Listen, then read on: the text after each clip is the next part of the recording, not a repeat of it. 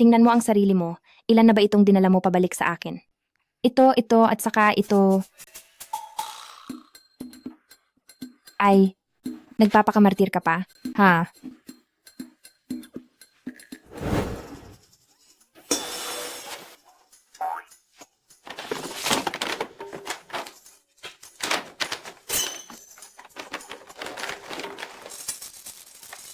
Balitang balita.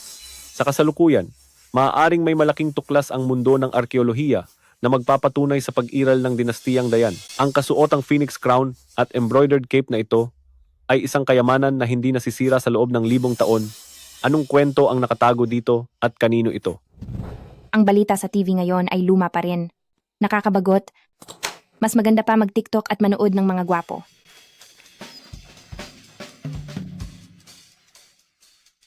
Tapos mo na agad kainin? Hindi ba't kakalagay ko lang yan para sa iyo?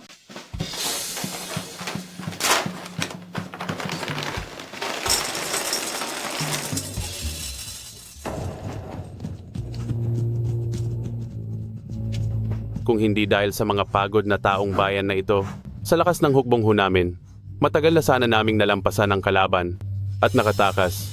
Bakit tayo napunta sa ganito? Hinay-hinay lang. Ang general ay malapit sa puso ang mga taong bayan, ayaw niyang iwanan sila. Pero malapit na ring maubos ang aming pagkain at walang makitang tubig sa disyerto, hindi ko alam kung gaano katagal pakakayanin ng mga kapatid.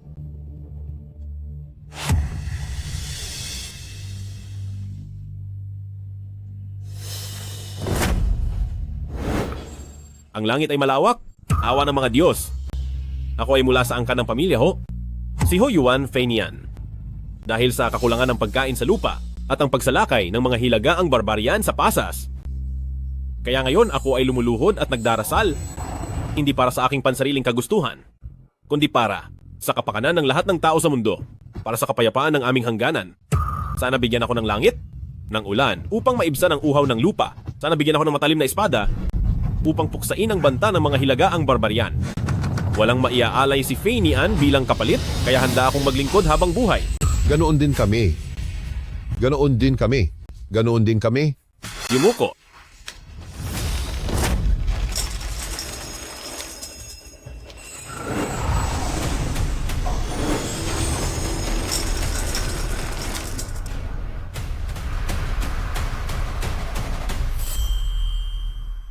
Nagpakita nga. Nagpakita nga.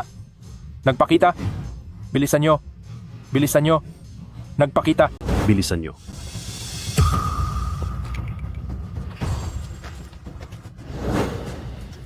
General, kumusta? Ang bagay na ito ay matigas. Madilim ang kulay kape. Mayroon itong mga guhit at maliliit na butas. Ano kaya ito? Mayroong din itong kaunting bango. Baka, ito ay pagkain na galing sa Diyos. Huwag muna, General. Bagaman ito ay galing sa Diyos, hindi pa natin alam ang katangian nito, ang kaligtasan ng General, ang 20,000 mamamayan, ang kapalaran ng 30,000 sundalo. Bakit tayo magtatangkang panganib?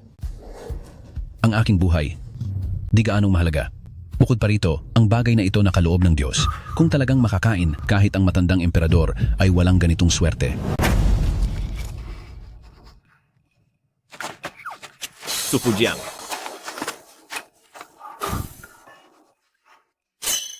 Hindi kaya ito ay hindi biyaya, kundi parusa ng Diyos? Kumusta? General, may asin sa loob. Mayroon ding bango. Napakasarap. Wala nang iba pang lasa sa mundo. Totoo ba? Bilisan ninyo. Ibigay nyo ito sa kanila. General, ito ay regalo ng Diyos para sa General. Tanging ang General lamang ang makakaubos. Paano kami mangangahas kumain? Hindi kumakain ang General ng ilang araw. Kaya, kainin mo na lang mag-isa at ipaglabas kami sa kaguluhan. Walang galang. Paano ako magiging sakim?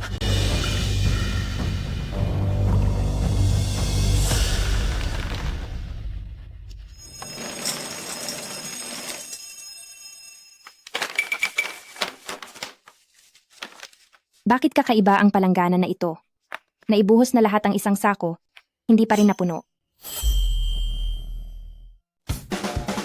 Ikasiyam na sako na ito. Titingnan ko nga, gaano ka ba kalakas kumain?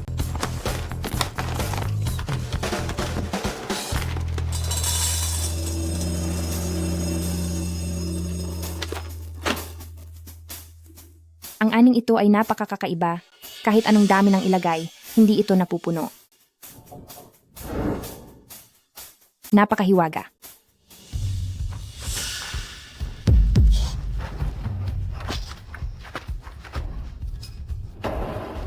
Pagpalain ng langit ang imperyo ng yan, pagpalain ng langit ang aming hukbong huo.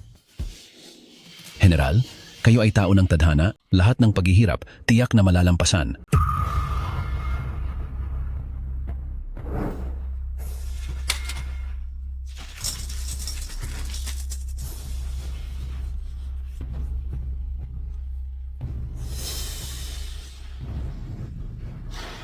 General, ang maliit na pagkain ito ay parang patak lang ng tubig sa karagatan. Paano kung subukan niyo ulit, magdasal sa mga Diyos at humingi ulit ng pagkain? Walang galang. Malaking biyaya na ang pagpapakita ng mga Diyos. Paano pa tayo maghahangad ng higit pa? Tama ang sinasabi ng general. Subalit, ito ay pansamantala lamang na solusyon. Ang pagkain ay ayos lang. Ngayon, ang pinakakulang ay tubig. Kung may tubig, maaari tayong magpakulo ng damo at balat ng puno para maibsan ang gutom. Sige na.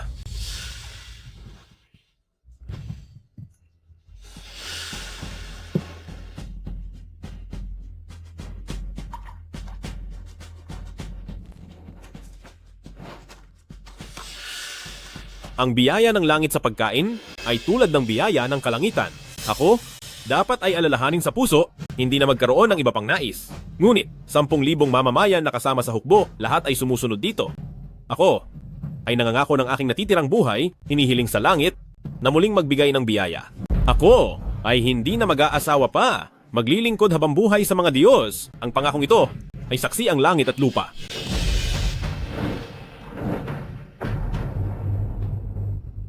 Hindi mapuno ang pagkain ng aso ay ang tubig.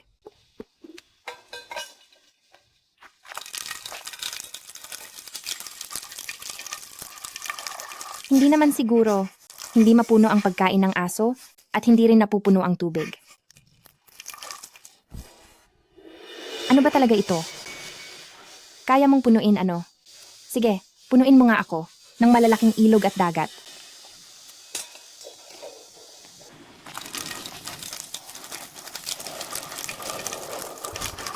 Pakiramdam ko talaga, itong palanggana, may kakaiba.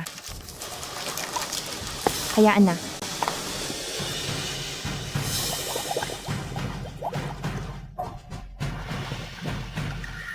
Tubig. May lumabas na tubig. Bilisan nyo, kumuha ng tubig.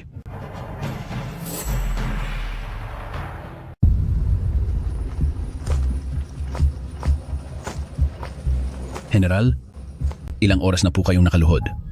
Kahit ang mga Diyos, kinikilala na ang inyong katapatan. Kung maililigtas ko ang mga taong ito, anong saysay ng ilang oras na pagluhod? Kahit lumuhod pa ako ng ilang araw, ilang buwan o taon, kahit hanggang sa mamatay ako sa pagluhod, sulit pa rin. Umaasa lamang ako na maawa ang langit at pagpalain ang mga sundalong ito at mga mamamayan upang makita ang tagumpay. Maaari pa akong maghintay ng tulong. General, noong panahong mahigpit nating pinipigilan ang U-Gate Pass, matagal nating hinintay ang supply ng pagkain at tubig. Ngayon, sira na ang U-Gate Pass at wala ring ni isang tulong. Sa tingin ko, ang asong emperador na iyon, halatang kinaiinggitan ang hukbo ni General Huo, gustong puksain kaming lahat.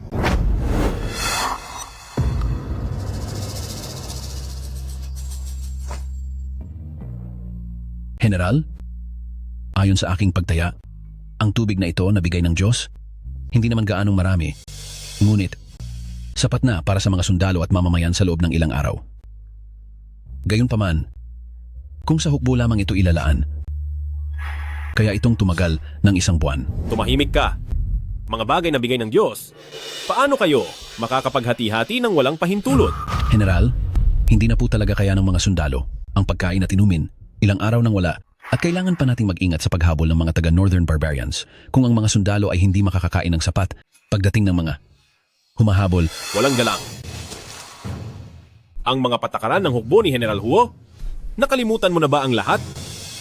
Kung walang suporta ng mamamayan, paano natin 3,000 lamang? Natalo ang 300,000 hukbo ng mga taga-Northern Barbarians? At paano natin nabawi ang U-Gate Pass? Hindi na kailangang pag-usapan ito. Li Shenfeng, Nandito po ang inyong lingkod.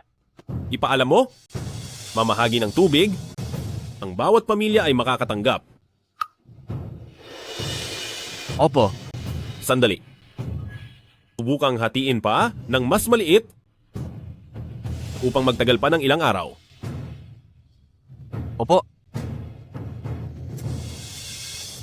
General, paano naman ang mga pagkain?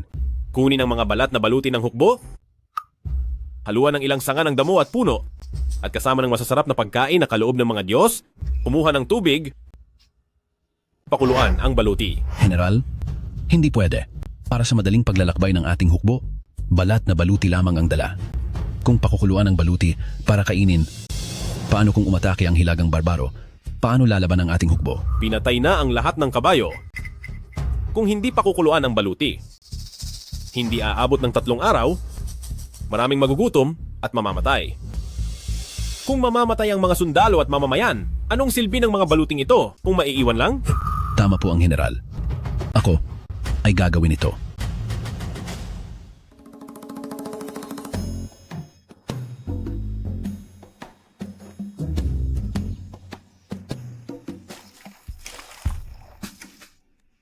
Ilang oras na akong kumukuha, pero hindi pa rin napupuno.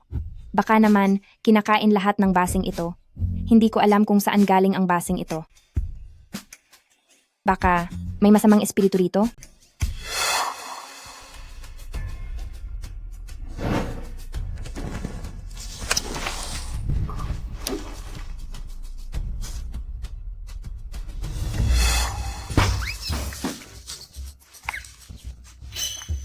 Hindi nagtitipon ng kayamanan ang treasure basin. Dito pa naglalabas ng itim na usok.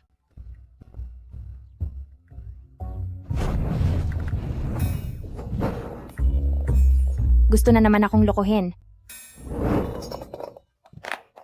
Nakakainis.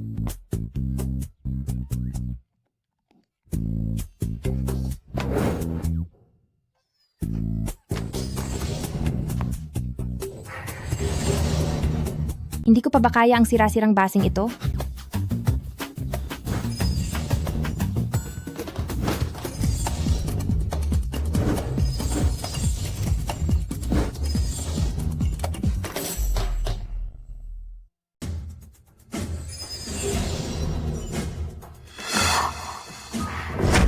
May mamamatay tao?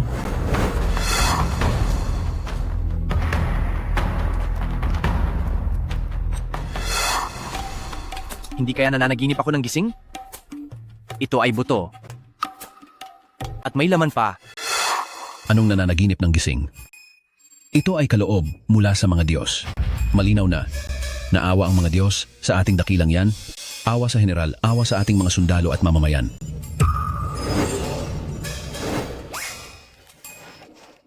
Huwag na kayong magpatumpik-tumpik. Mayroon pa. Napakasama lang. Konti lang. Pero ayos lang. Mayroon tayong tubig. Pwedeng lutuin ang buto bilang sabaw. At ang utak ng buto ay pwedeng makabusog.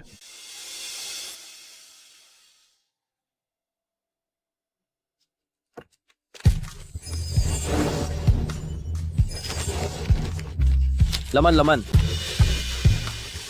Hindi ko inakala na makakakain pa ako ng laman bago umalis. Biyaya nga ng mga Diyos.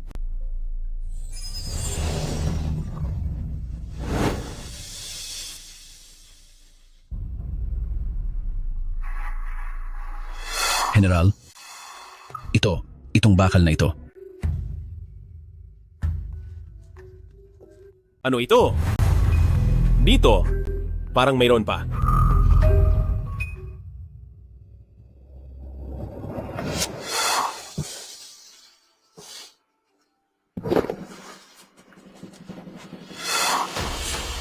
Ngayong panalangin, ako mismo ang susulat.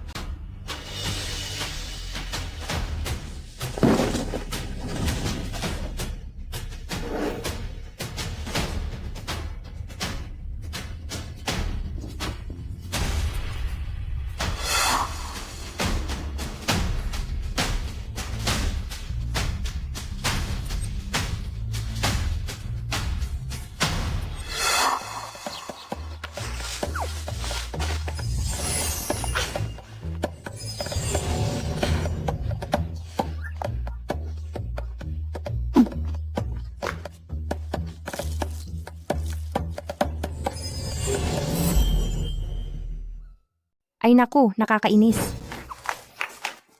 Ano ito? Dugo? Nasa itaas ang mga Diyos, ako, si Yuan, ang Grand Marshal ng dakilang yan, nakatanggap ng banal na biyaya. Kaya hindi dapat maghangad ng sobra. Ngunit dahil sa matinding tagtuyot, hindi mabilang ang mga taong nagugutom at sundalo. Pinutol ng ina ang kanyang pulso upang gamitin ang dugo bilang gatas. Nagpapalitan na ng anak ang mga tao para kainin. Wala na akong magawa. Tanging sa mga Diyos na lang ako magdarasal upang malampasan ang pagsubok na ito. Ako, si Yuan, ay handang isakripisyo ang sarili upang maglingkod sa mga Diyos habang buhay. 13 taon ng dakilang yan, ako, si Yuan, ay nagbigay ng paggalang sa labas ng Jade Gate Pass. Dakilang yan? Hilagang Yi? Anong dinastiya ba ito? Grand Marshal? Ha? Ako pa ang si Emperador Qin Shi Huang. Gusto mo pa akong lokohin? Kaya, ang mga basura na iyon ay hindi dinala ng tanga na aso. Ikaw pala ang nagtapon ng lahat. Sige, kung maglakas loob ka pang itapon ang mga basura na iyon, ikaw muna ang itatapon ko. Sandali. Kung ang nasa sulat dugo ay totoo?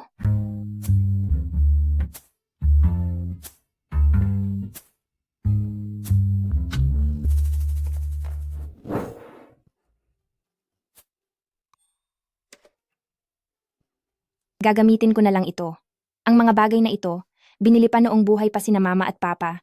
Hindi ko alam kung gaano nakatagal ito nakatabi. Mabuti pa ay itapon na lahat.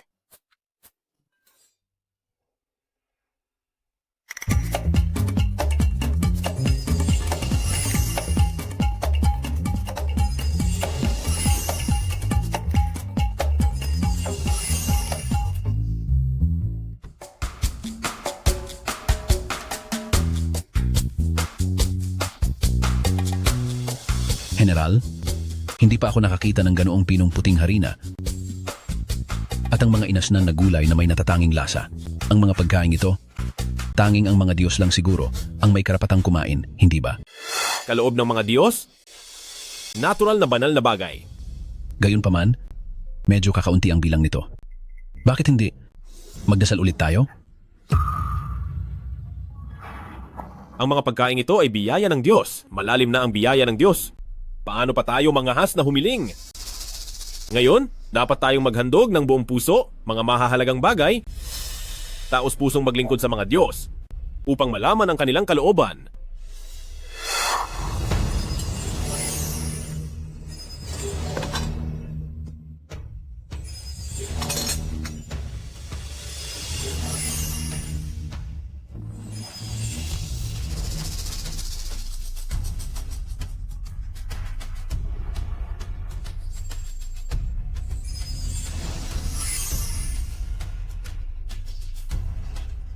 Hindi kaya? Hindi nasisiyahan ng mga Diyos sa ating mga handog? Huwag kang magsalita ng walang saysay. Magpapahalaga ba ang mga Diyos sa mga ito? Hanggat taos puso tayo, tiyak na mararamdaman ito ng mga Diyos. Ulat.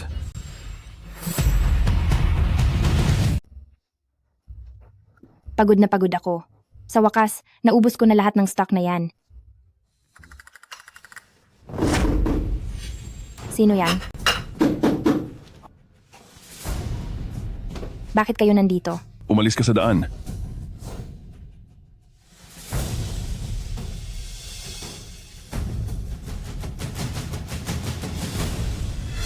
Ang kumpanya ng tatay ko, hinati-hati na ninyo. Ano pa ang ginagawa ninyo dito? Wan Yu, sa pagkakataong ito, maniningil kami ng utang. Maniningil ng utang? Bago mamatay ang tatay mo, nangutang siya sa amin ng 10 milyon. Nangutang ang tatay ko sa inyo? Mula nang yumaman ang pamilya namin, gaano karaming benepisyo na ang nakuha ninyo sa amin? Ang perang inutang nyo kay Papa lang, hindi ba higit sa 10 milyon? Talaga? Bakit hindi ko matandaan? Ang pagsasalita ay nangangailangan ng ebidensya. Nasaan ang IOU? Sa maliit na babaeng yan, bakit pa kayo nagsasayang ng oras? Iniisip pa rin niya na siya ang dalagang mayaman? Halika. Tingnan mo. Patong-patong na interes. Lahat-lahat ay 30 milyon. Hemp. Kami na lang ang magpapahiram. Ikaw naman, bayaran mo na lang ang utang gamit ang lumang bahay na ito. Ganito na lang. Pamangkin kita. Hindi kita pababayaan. Kung ibenta mo ang bahay, wala ka na ring mapupuntahan.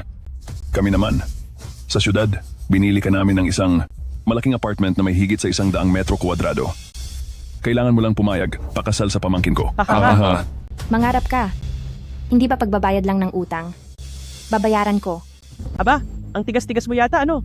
Haha, sige kung sa loob ng 3 araw, hindi ka pa rin lumabas, umalis ka na. Sige. Pero ngayon, pakiusap. Umalis muna kayo dito.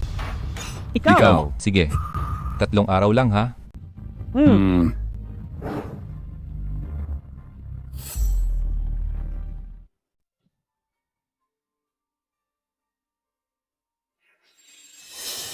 Sa totoo lang, sulat kamay talaga ito ni Papa. Pero 10 milyong piso lang. Bakit ang tagal niyang hindi binayaran?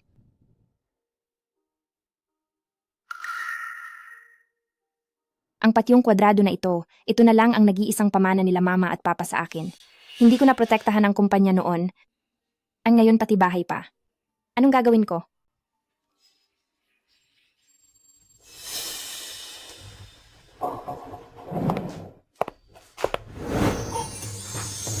Ginto? Hindi na nagtatapon ng basura, kundi nagtatapon na ng ginto? Talagang isa itong kayamanan. Ano ito? Mainit pa kapag hinahawakan. Ang ukit ng dragon na ito ay parang buhay na buhay. Malinaw ang bawat layer. Nag-iwan talaga sa akin ng kayamanan ang aking mga magulang. Talagang karapat-dapat na pamana itong kayamanan.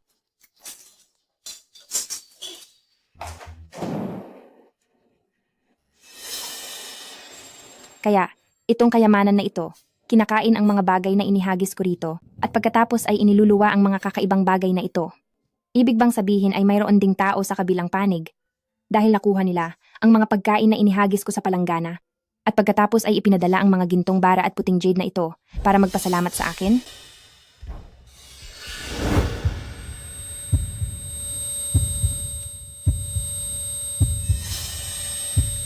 Hoy! May tao ba?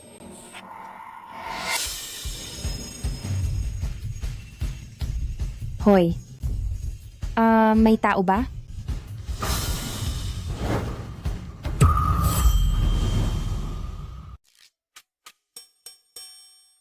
May tao ba? Naririnig mo ba ako? Hindi ko alam kung tao ka o hindi. Sinasabi ko sa iyo, huwag nang magpadala ng mga basurang ito. Alam mo ba, gaano kahirap para sa akin na asikasuhin ang mga piraso ng dugong ito at ang mga punit na kapa? Hindi mo ako papansinin, hindi ba?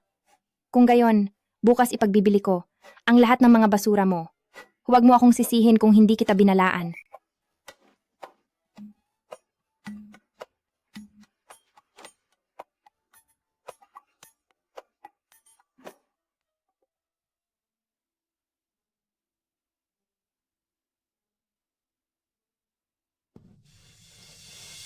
Tio Jiang.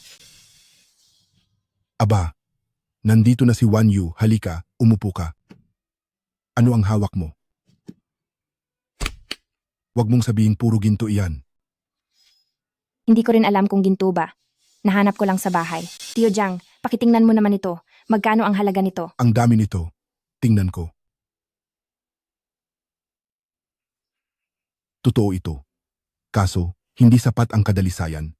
Mas mababa ito kumpara sa presyo sa merkado. Huwag mo akong lokohin, Tio Jiang. Alam ko kasi na malaki ang itinaas ng presyo ng ginto kamakailan. Hindi mo ito pwedeng ibaba para sa akin. Hindi tama ang timbang nito. May halong tanso sa loob. Pero dahil sa dami nito, maaari itong nagkakahalaga ng humigit kumulang 33 milyong piso. Hindi pa rin iyon kaunti. Ay, oo nga pala, Tio Jiang. May alam ka ba sa jade? Ha. Maliit ang tingin mo sa tiyo mo. Ang Hengshuan Pavilion ay hindi lang gumagawa ng mga gintong alahas, mga lumang sining, at kaligrapya, mga mamahaling jade at alahas. Alam namin lahat. Bakit? May maganda ka pa bang bagay? Ilabas mo na para makita ko. Tio Jiang, tingnan mo ito. Uy, Tio Jiang, may problema ba sa jading to? hindi lang walang problema, kundi napakabihira pa. Sa panahon ng dakilang Yan Tianyuan, ibinigay ito ng emperador kay Yuan.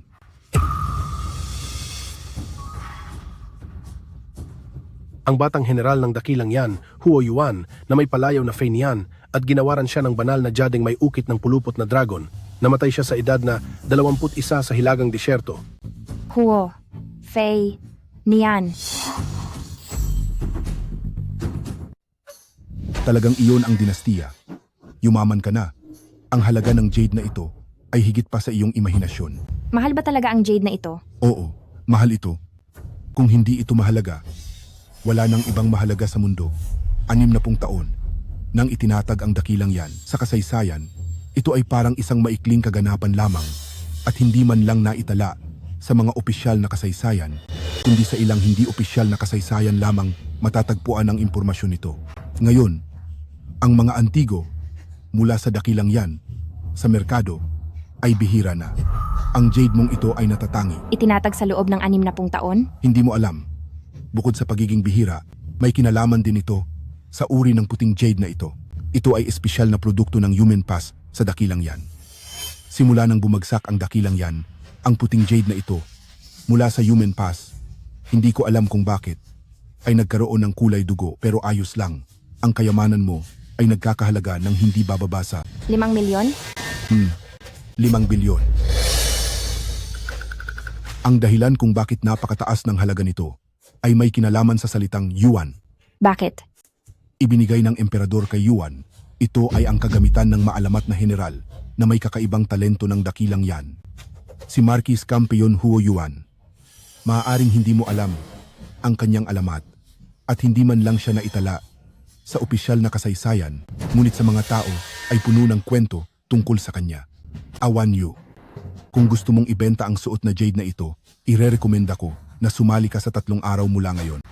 Tianyuan Auction. Doon ay magtitipon ang iba't ibang mayayaman at marahil ay mas mataas ang presyo.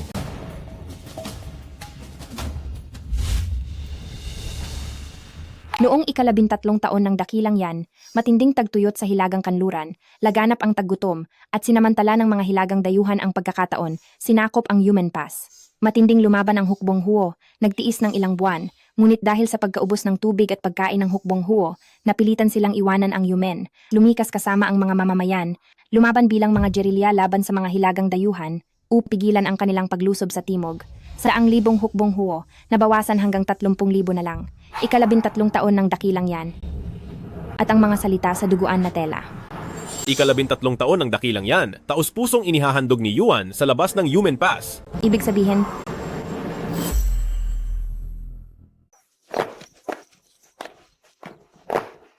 aba, nakauwi ka na. Ang dami na namang nadagdag. Antiques yata ang lahat ng ito. Na-deposito sa iyong account, 257 milyong piso. 33 milyon. Dagdag pa yung puting jade na yon. Sabi ni Jiang Shu, ang batong jade na iyon ay nagkakahalaga ng hindi bababa sa 5 bilyong piso. Ang mga bagay na ito, pati na rin ang disc-shaped puting jade na may disenyong dragon. Kahit sa sinaunang panahon, siguradong napakamahal nito, di ba? Ibig sabihin ba, ikaw ang batang general mula sa Dayan, si Huo Yuan?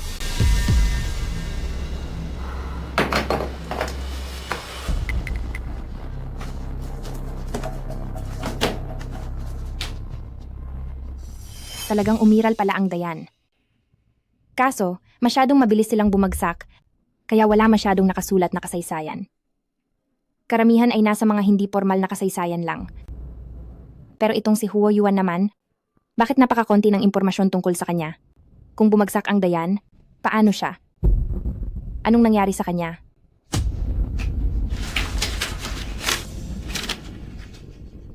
May utos ang emperador. Sunugin at sirain ang lahat ng talaan ng Hojiajun, pati na rin kay Huo Yuan. Kaya pala, napakakonti ng talaan tungkol kay Huo Yuan. 13 taon ng Dayan. Pinangunahan ni Huo Yuan ang mga mamamayan patungo sa Yumengu.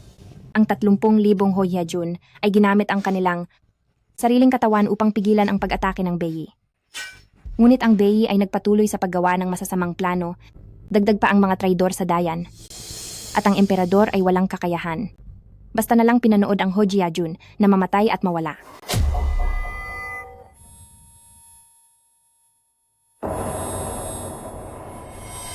Namatay. Nawala. Nawala?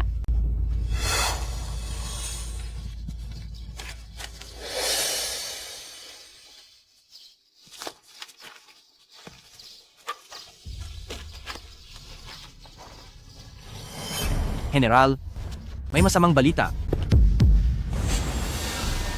Hoy, may tao ba dyan?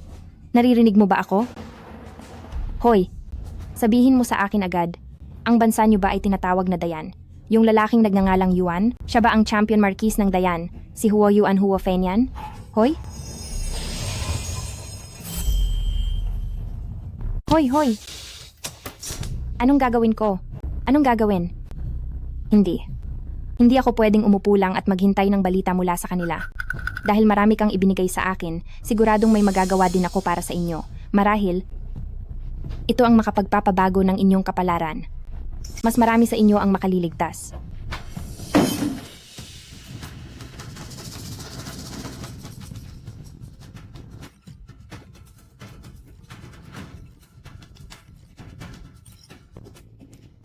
Ito ay sapat na. Gumastos ka ng 18 milyong piso. Ang balanse sa iyong card ay 17 milyong piso. Hindi. Sa sulat ng dugo ay sinabi, ang mga tao ay gumamit ng dugo bilang gatas at nagpalit ng mga anak upang kainin. Kapag dumating ang mga bagay na ito, hindi ba marami na namang mamamatay sa panig ni Huyuan? Hindi ba niya kaya itong lampasan? Ay, hindi pwede. Hindi pwede. Hello. Ito. At pati ito. Bibilhin ko lahat. Lahat ng ito bibilhin mo? Ako, Akala ko bibilhin mo lahat. Nagulat ako. hindi lang ito. Pati lahat ng stock ng supermarket ninyo. Bibilhin ko lahat. Ano?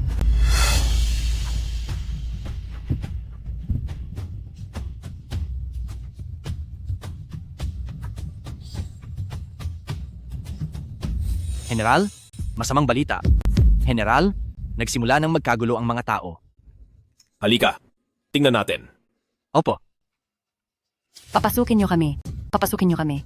Papasukin niyo kami. Pumasok. Anong nangyayari? Bakit biglang nagkagulo ang mga tao?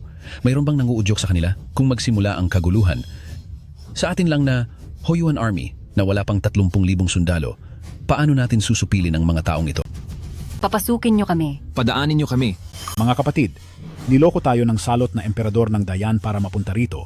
Sinabi pa na may pagkain dito. Gutom na kami sa biyahe. May pagkain ba dito? Wala. Ang mga alipores na sundalo na ito, tiyak na kauri rin ng salot na emperador. Lahat sila ay walang kwenta. Tama. Tama. Sigurado may pagkain sa kampo. Ang mga sundalong ito, tiyak na tinago ang lahat ng pagkain sa kampo. Tama. Mga kapatid, kunin natin. Mamamatay na lang tayo, busog pa tayo. Sugod. Kunin. Sugod. Humayo. Humayo na. General, ilang araw na po kaming walang makain. Bigyan po ninyo kami ng pagkain. Tama po, General. Sa paglalakbay na ito, hindi na mabilang ang namatay. Iligtas po ninyo kami. Pinalayas kami ng emperador. Ayaw kaming paalisin ng mga tiwaling opisyal. Kahit hayop ay nakakapagtanim at nakakapatay ng karne, mas masahol pa kami sa hayop. Ayoko na. Kung mamatay sa gutom, mamatay na. Ibig sabihin, hindi ba kami mga mamamayan ng dakilang yan? Bakit ipinatapon kami ng baliw na emperador at ng mga tiwaling opisyalis na ito, tulad ng mga hayop na inabandona? General. General! Ano ang dahilan at sinasabi ninyong kayo'y inabandona? Ang tawag ninyo sa sarili ninyo ay pinabayaan. Kahit na ayaw na sa inyo ng emperador at korte. Narito pa rin ako, si Huo Yuan. At ang aking hukbo ni Huo. Bukod dito, ang aking yumen ay tinutulungan ng mga Diyos. Di walang poprotektahan kayo at hindi na kayo kailanman magugutom. Kung totoo ngang may mga Diyos, bakit mayroong matinding kagutuman? General, nalinlang na kaming lahat sa buong paglalakbay. Bakit ngayon? Pati ba kayo, General, ay manloloko sa amin? Tungkol sa mga Diyos, paano ako, si Huo Yuan, maglalakas loob na magsalita ng walang batayan? Kung hindi kayo naniniwala, pwede akong manalangin sa mga Diyos sa harapan ninyong lahat. Ngayon, si Huo Yuan, kasama ang mga mamamayan, luluhod sa harapan ng altar ng mga Diyos, mananalangin na kaawaan ng mga Diyos ang paghihirap ng mga mamamayan at bigyan kami ng pagkain. Si Huo Yuan at ang lahat ng mamamayan ay tiyak na maglilingkod sa mga Diyos habang buhay.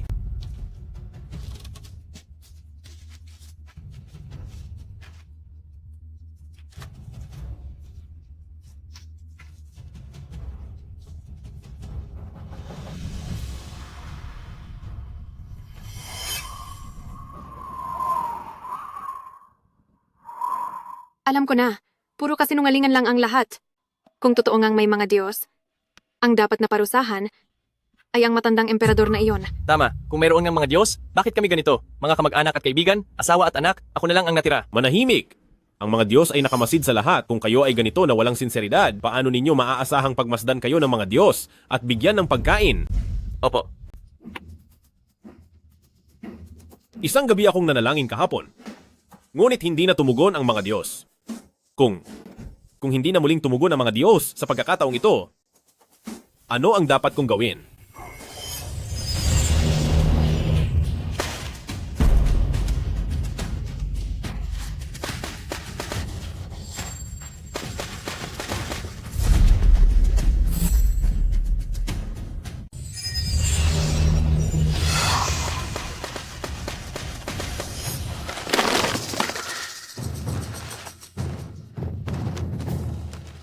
Tingnan ninyo, ito ang patunay ng pagpapakita ng Diyos. Anong klase ng bigas ito?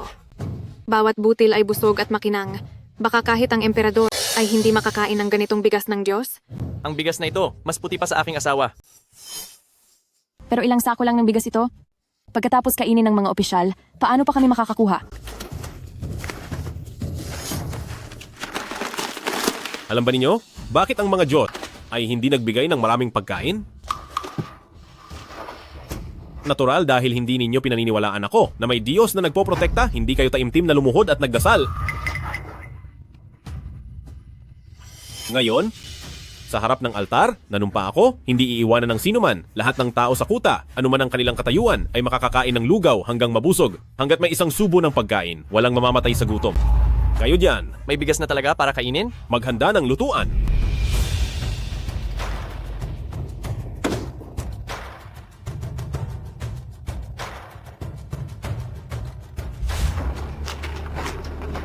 General, nahihirapan din tayo.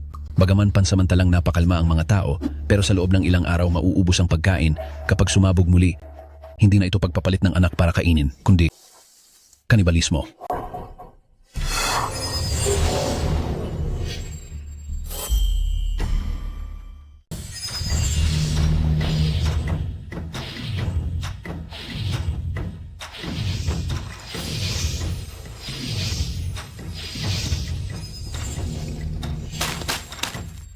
Tingnan ninyo, may aura. Ang lamig. Bakit napakalamig ngayong umpisa ng Agosto?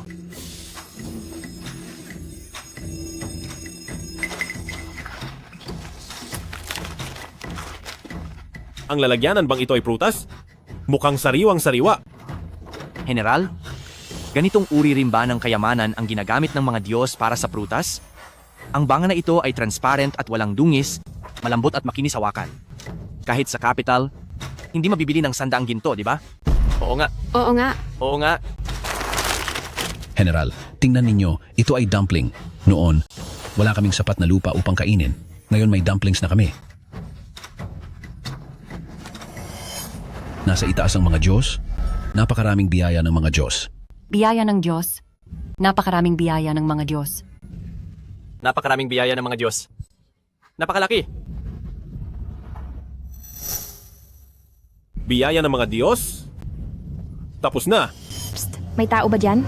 General, ang palanggana, parang may nagsasalita sa loob ng palanggana. Totoo bang may nagsasalita? Diyos kaya? Nagpapahiwatig ng orakulo? Sabihin mo sa akin, ang inyong bansang Daan ba ang pangalan? Ang lalaking nagngangalang Yuan, hindi ba siya ang kampiyon na Marquess ng Daan, si Huo Yuan Huo Feinian? Ang kabilang dulo ng kayamanan, tunay ngang isang Diyos. Kung hindi, sa pagitan lamang ng kayamanan, paano niya nalaman ang aking pagkatao? General, ayos lang po ba kayo? Umalis na kayong lahat. Gusto kong pakinggan ang banal na pahayag. Opo. Aalis na kami? Nagpupugay sa Diyos? Ako ay mula sa Daan? Ang kampiyon na Marquess na si Huo Yuan? Dito nakikinig sa banal na pahayag. Ano po ang inyong tagubilin? Ang general ay matagal nang nakaluhod doon. Hindi pa kaya bumababa ang banal na pahayag? Bakit kaya hindi ko narinig ang banal na pahayag? Napakalapit na nga ng tenga ko. Ang general ay pinili ng langit. Paano natin siya mapapantayan? Naiintindihan ko? Ang general lang ang nakakarinig ng banal na pahayag. Bakit ang tagal walang sumasagot? Hindi kaya umabot ang boses ko?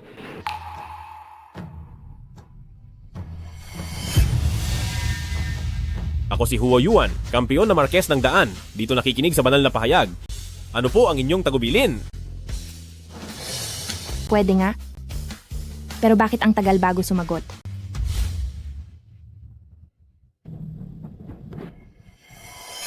General, kumain po kayo ng lugaw. Ang pakikinig sa banal na pahayag ay kailangan ng katapatan. Kung dahil sa pagmamadali ay magalit ang Diyos, ano ang mangyayari?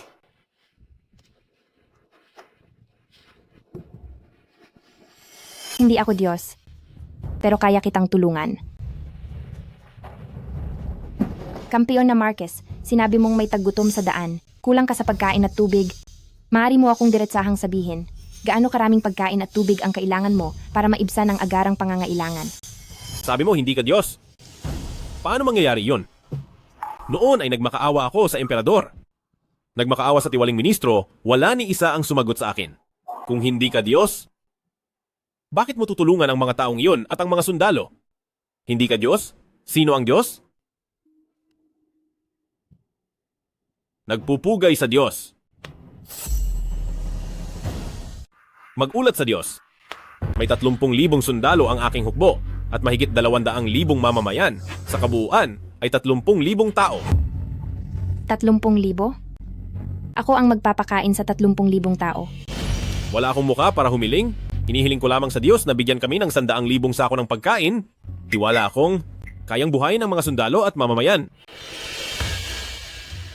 Tinatawag mo akong Diyos? Bakit wala kang tiwala sa Diyos?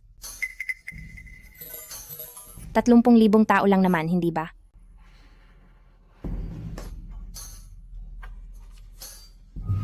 Ngunit ang hukbo ng Huo ay dahil sa kakulangan ng tubig at pagkain, napilitang lisanin ang Yumeng. Dapat ngayong gabi, maghahatid na kami ng 1,000,000 kata ng pagkain. Huwag kang mag-alala, dahil nagpasya akong alagaan ka, General. Ang mga mamamayan mo, aalahanin ko rin silang lahat. Sandali. Bukod sa mga pagkain, may isa pa akong bagay na kailangan kong ipaliwanag ng detalyado sa iyo.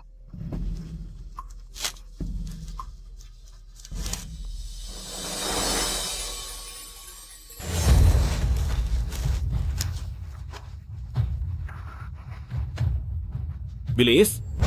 Bilis tawagin ang mga sundalo at mamamayan? May utos ang Diyos. Mga kababayan, bakit kaya kami ipinatawag dito ng general? Ano kaya ang dahilan? Nabalitaan ko na naaawa ang Diyos sa ating mga mamamayan at magpapakita ng himala. Bibigyan tayo ng walang katapusang pagkain. Ang totoo ba? Ibig sabihin hindi na tayo magugutom? Baka nagugutom na ang asong general na ito? Alam ko, hindi kayo naniniwala sa aking Yumeng na may proteksyon ng Diyos dahil hindi pa ninyo ito nakikita. Ngayon, ang general na ito ay sasama sa lahat ng mamamayan. Sabay-sabay luluhod para hilingin ang biyaya ng Diyos.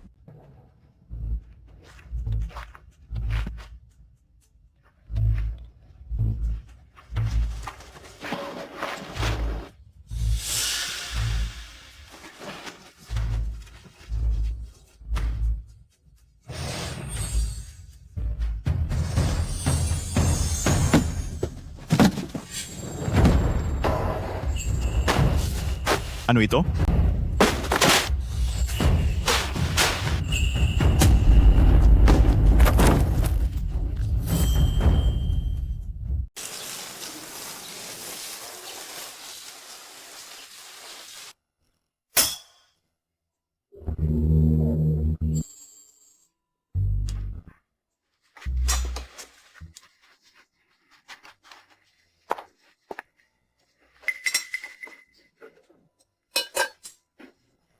Ang pagbigay ng kaalaman ay mas mainam kaysa pagbigay ng material na bagay. Sana makatulong ito sa inyo.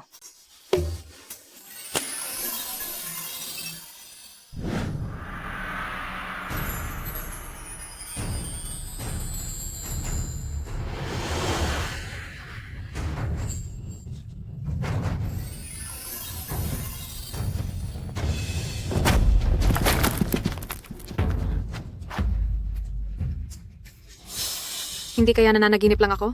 Saan galing ito? Nagpakita ang Diyos. Nagpakita ang Diyos. Mahabagin ng Diyos, tiyak na magtatayo kami ng altar para sa Kanya at araw-araw ay magsusunog ng insenso. Kayo? Ngayon ay maniniwala na ba kayo na ang human ay pinoprotektahan ng Diyos? Ang lahat ng pagkain ito ay biyaya ng Diyos. Nagpakita ang Diyos. General, alam ba ninyo kung ano ito?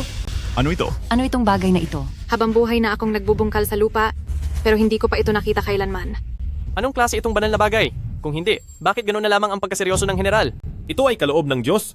Ang pangalan ay kamote. Kamote? Anong klaseng bagay iyan? Basta itinanim lang ito, lahat ay makakaraos. Wala nang mamamatay sa gutom. Hindi na kami magugutom. Ngayon, taon-taon tagtuyot, huwag na nating pag-usapan ang trigo sa tag-init o kastanyas sa taglagas, maging ang ordinaryong pananim ay hirap mabuhay. Tama. Tama. Ito ay kaloob ng Diyos. Natural na naiba ito. Ayon sa sinabi ng Diyos, hindi lamang ito matibay sa tagtuyot, kahit sa pinakatuyot na lugar, ay kakayaning lumago. Ang pinakamahalaga, ang ani nito ay maaaring umabot ng libu-libong kilo kada hektarya. Ilang libong kilo? Ilang libong kilo? Paanong mangyayari iyon? Ang ordinaryong pananim ay ilang daang kilo lang kada hektarya. Maituturing ng masaganang ani iyon. Itong kamote at patatas, kayang umabot ng libu-libong kilo kada hektarya at napakatibay pa sa tagtuyot. General, kung ang kamote ba ito, kahit na matagal ng tagtuyot, mabubuhay pa rin kapag itinanim. Oo naman. At ang halaman na ito ay maaaring itanim ng 2 beses sa isang taon. Dahil dito, hindi lang 10,000 tao, kahit ang ating dakilang yan, na may 10 milyong populasyon, ay kayang buhayin. Ang galing. Naligtas tayo. Naligtas ang ating mga mamamayan ng dakilang yan. Ang galing. General, ang mga bagay na ibinigay ng mga Diyos sa pagkakataong ito ay marami, sapat na para sa atin sa loob ng kalahating buwan. Kung magtatanim pa tayo ng kamote at patatas, sa loob ng ilang buwan, malulutas ang ating krisis. Tama. Eksakto. Sobrang tama. Ang kamote na ito ay talagang banal na halaman. Sinabi ng Diyos, bukod sa bunga nito, ang ugat at dahon ay maaari ding kainin at lubhang matibay ito sa tagtuyot. Ang ganitong uri ng pananim ay talagang bihira, marahil kaloob lamang ito ng Diyos. Teka, mayroon bang banal na utos na ibinaba sa dambana? Kumusta na ang mga inihanda para sa paghahandog sa Diyos? General, nagawa ko na. Ako mismo ang titingin. Kahit na mga ordinaryong bagay lang ang mga ito, pero dahil kasama ang Diyos, dapat ay maging lubos na maingat.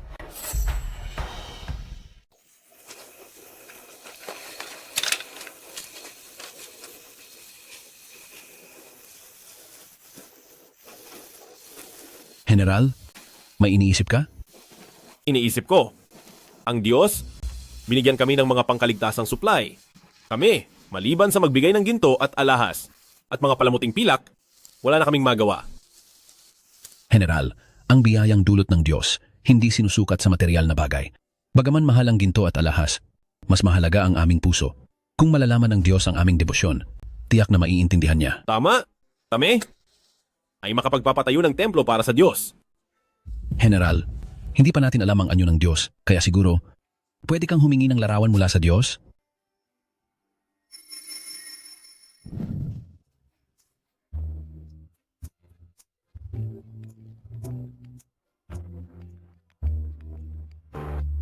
Naku, Wan Yu, na-add mo na ba sa WeChat ang pamangkin ko? Bakit hindi mo pa ina-accept? Bakit ko i-accept? Para lang makita ang ipinagmamalaki niyang 100 square meter flat? Lin, Wan Yu, paano mo kausapin ang tiyahin mo? Talagang walang modo. Alam mo pa pala na tiyahin kita? May ganoong tiyahin ba sa mundo?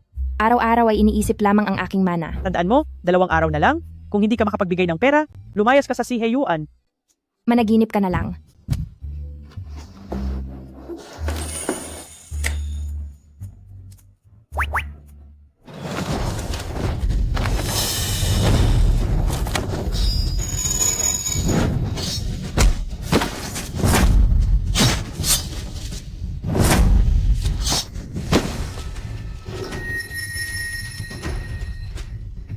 General, talagang napakagaling mong manghula. Alam mong tiyak na sasamantalahin ng Northern Barbarians ang pagkakataong sumalakay ang mga tao sa kampo upang magsagawa ng pag-atake sa gabi. May mali. Ilang sundalo lang ang sumalakay. Pang-istorbo lang siguro iyon. Ang Northern Barbarian War God. Tiyak na hindi magiging ganoon kahina ang pag-iisip. Ang ibig mong sabihin, General, mayroon pa ring backup ang Northern Barbarian War God? General? General, hindi maganda ang nangyari. Maraming bangkay ng Northern Barbarians ang natagpuan sa kampo.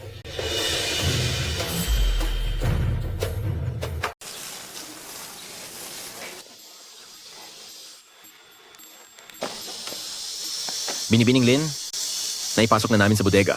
Lahat ng binili ninyo ayon sa inyong utos. Pakibayad po ang natitirang balanse. Sige.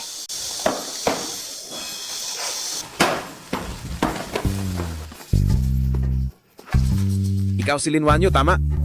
Oh, Ayos lang. May ganda naman. Kaya pwede ka sa akin. sino ka ba? Hindi mo ako kilala? Ipinakilala ko ni Lin Guoqing para sa blind date. Hindi niya sinabi sa'yo? Paumanhin. Wala akong planong mag-blind date ngayon. Umalis ka na. May kailangan pa akong gawin. Hoy, alam mo ba kung sino ako? Hay naku!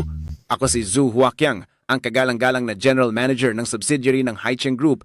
Ang magkagusto sa'yo, iyon ay isang swerte para sa'yo. Huwag kang gumawa ng eksena at maging bastos. Huwag mong isipin na porket pangit ka. Hindi na kita kayang murahin. Hoy, ikaw! Makinig ka. Sinabi ko na ba sa'yo kung sino ako kanina? Bakit? Sa Baidu siguro hindi makikita, pero sa Sogo tiyak na makikita.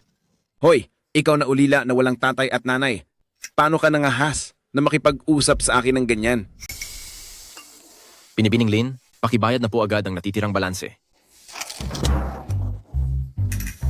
Ano-ano ba ang binili mo? Sasabihin ko sa'yo, pagkasal mo sa pamilya Zhu, dapat marunong kang magtipid sa bahay. Sa pagkakataong ito, ako na muna ang magbabayad. Sige, hayaan siyang magbayad. Kumusta po sir? 8,500,000 piso po lahat? Sa WeChat po ba o Alipay? Sige, 8,500,000. 8,500,000 piso po. Magkano? Binili mo ang supermarket? Hindi man lang kayang bayaran ang ganitong kaliit na pera, gusto pang mag-asawa. Pinaalis na ng aso ang bisita. Naglakas loob kang pakawala ng aso?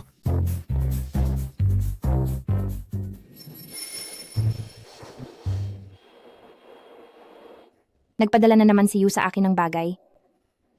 Saktong-sakto, naubos na ang perang kapalit ng gintong ingot noong nakaraang beses. Mukhang kailangan kong puntahan ulit si Uncle Jiang. Siguro, pwede ko rin siyang tanungin tungkol kay Dayan at Huo Yuan. Mang Jiang. Andito ka pala, Wan Yu? Anong magandang bagay na naman iyan? Hindi ba may nakita na naman akong magandang bagay na itinago ni tatay? Halika, tingnan mo ito, Mang Jiang. Puro berdeng jade. Mahalaga ito ah. Halika, magtimpla ng tsaa. Umupo ka muna at uminom ng tsaa. Ako na ang titingin dito.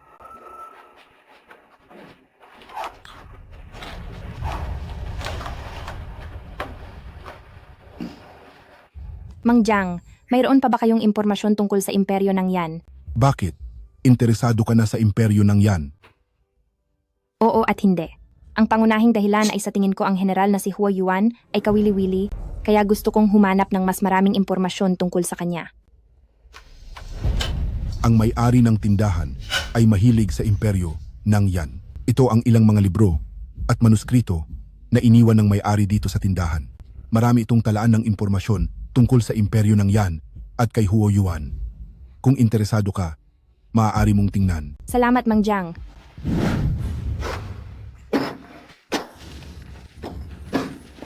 General, nilalagnat ka ba? Hindi maganda ang kulay mo. Ayos lang ako. Paano ang pag-aayos ng mga bagong dating na mamamayan? Si Li Xianfeng ang nag-aasikaso ng lahat ng ito at halos na ayos na. General, masamang balita. Sa kampo, may salot sa kampo. Ano?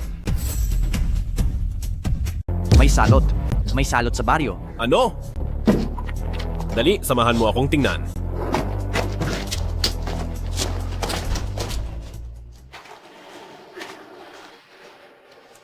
Kuya Jiang, bakit ang daming impormasyon na nakasulat sa lumang libro na ito na ngayon ko lang nakita at ang iba ay hindi man lang naiulat sa balita?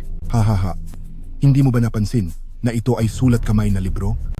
Sabi ng amo ko, mukhang isinulat ito ng amo ko batay sa kanyang kaalaman sa mga pangyayari noong panahon ng Dayan. Pinagsasama ang mga di-opisyal at opisyal na kasaysayan, sarili niyang gawa. Ang galing. Kaya pala nagkaroon ng espesyal na auction exhibition tungkol sa Dayan. Tama. Hindi mo lang alam, ang amo ko, nang makita ang ekspresyon mo sa panlong puting jade, talagang napanganga. Hindi naman po siguro ganoon kalaki ang inyong sinasabi? Hindi kita niloloko, ganyan talaga. Ito ang imbitasyon sa auction exhibition. Ingatan mo. Bukod doon, umaasa rin ang amo ko na pagkatapos ng auction exhibition, personal kanyang makikita. Ako?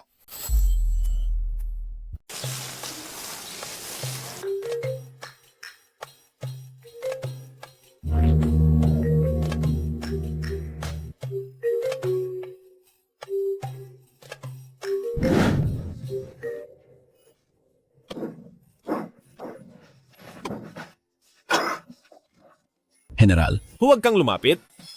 Ilagay mo lang ang gamot sa mesa.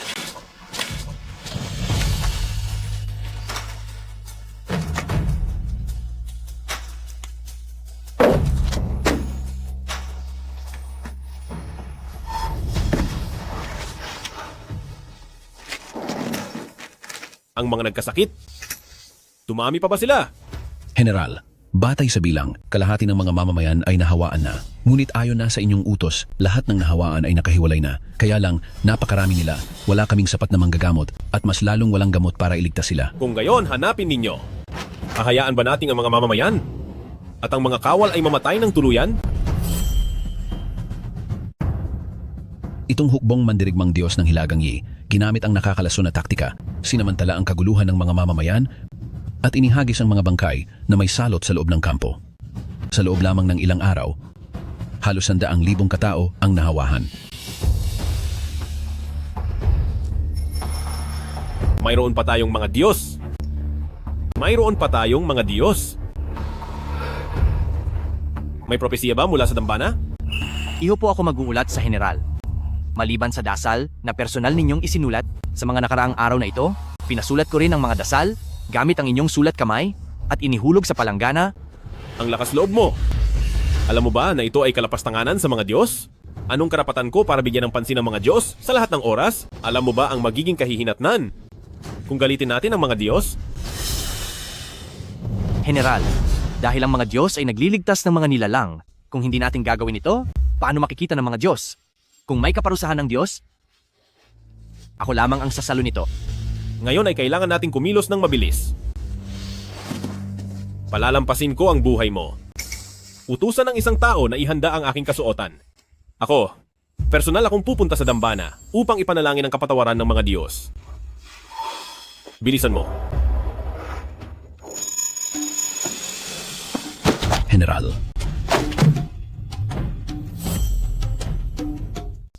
Hindi ko alam kung anong masarap na bagay na naman ang inalay ni Yuan sa akin ngayong araw. Naghanda ako ng 10-10 milyong pagkain para sa inyo. Kaya kailangan ninyong maging malakas para mabuhay kayo ng maayos. Tanga. Nakapagtataka, karaniwan pagpasok ko sa bahay, laging lumalapit ito. Nasaan na?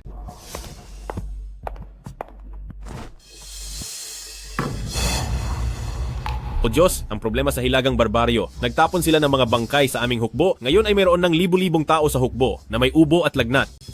O Diyos, kinumpirma ng doktor ng militar na ito ay salot. Inutusan ko na ang mga sundalo na mag-ingat ng husto, ngunit hindi ito gaanong epektibo. Mabilis kumalat ang salot, marami ng sundalo ang nagkasakit. Kulang ang gamot sa hukbo. At walang panggamot. Nanalangin si Yuan sa Diyos na magpakita ng milagro.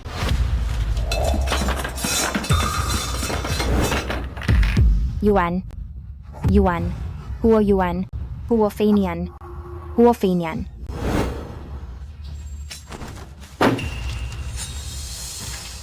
Sa ika-13 taon ng dakilang yan noong buwan ng Agosto, ang hukbo ni Huo Yuan ay nagmaniobra sa labas ng Yumen Pass. Ngunit ang mga tao ng Hilagang Barbaryo ay masama. Nagtapon sila ng mga bangkay na may salot sa hukbo ni Huo na nagdulot ng malawakang salot. Ang hukbo ng pamilya Huo ay kapos na sa tubig at pagkain. Sa harap ng salot na ito, lalo pang wala silang kakayahang lumaban. Napakalaki ng nawala, ding ang karamihan ng mga general ay namatay. Napakakasama ng mga tao ng Hilagang Barbaryo. Huo Yuan, lumaban ka. Bibili ako ng gamot para sa inyo ngayon.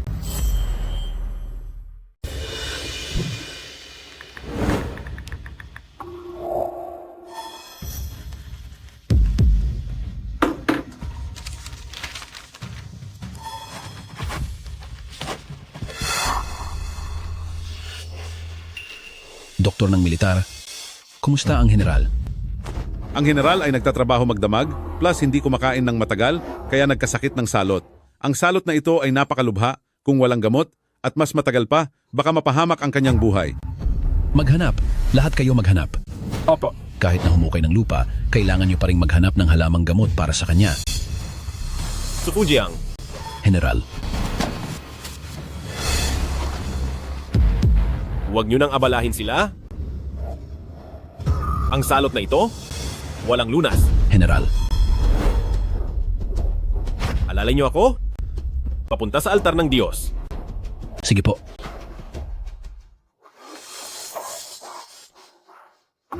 Yuan. Yuan, huo Yuan, huo fei nian. Huo fei nian. Nandito si Yuan. Nalulugmok si Yuan sa sakit, ngayon lang nagising, kaya lumapit para manalangin sa mga Diyos. Hindi ko sinasadya ang pagpapabaya, kundi wala lang magawa si Yuan, kaya't yumuyuko ako upang aminin ang aking kasalanan. Alam kong malapit na akong mamatay, maraming pangako, baka mahirap nang tuparin kung magalit man ang mga Diyos. Ako na lang ang mananagot. Ang buhay at kamatayan ni Yuan ay walang halaga. Sana lang, mga Diyos, iligtas nyo ang aking lambak, ang 300,000 sundalo at mamamayan. Kung mangyari iyon, si Yuan ay mamamatay ng payapa. General,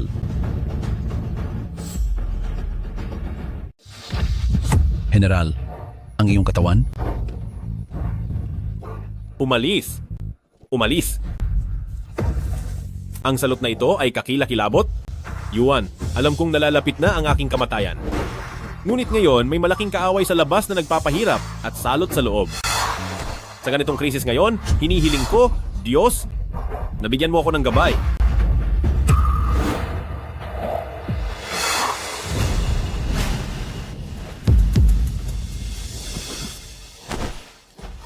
Hindi. Hindi ka dapat mamatay. Narinig ko ba ang maling akala? Hindi ko inakala na sa bingit na ng kamatayan, maririnig ko pa ang boses ng Diyos. Narinig mo ba? Hindi ka dapat mamatay. Ako ang Diyos. Iniuutos ko sa iyo, huwag kang mamatay. Huo Yuan. Ako ang Diyos. Isang maliit na salot lang. Kung gugustuhin ko, madali ko itong malulutas. Huwag kang mag-alala. Ang iyong 300,000 mamamayan at sundalo ililigtas ko. Ikaw ililigtas din kita. Nakalimutan mo ba? Hindi mo pa nililinis ang iyong pangalan. Hindi mo pa nababawi ang human pass at naiahon ang iyong mamamayan mula sa paghihirap. Hindi mo pa naitataboy ang mga trader sa korte at naibabalik sa mamamayan ang isang mapayapang panahon at naibabalik sa mamamayan ang isang malinis na Great Yan. Hindi mo pa pinamunuan ang iyong Iron Cavalry ng pamilya Huo upang salakayin ang lahat ng bansa.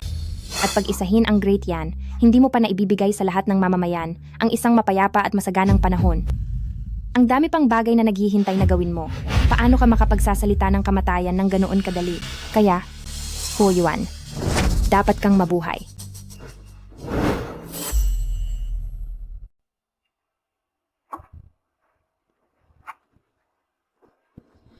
Naiintindihan ko, hindi ko bibiguin ang mga Diyos. Naiintindihan ko, hindi ko bibiguin ang mga Diyos.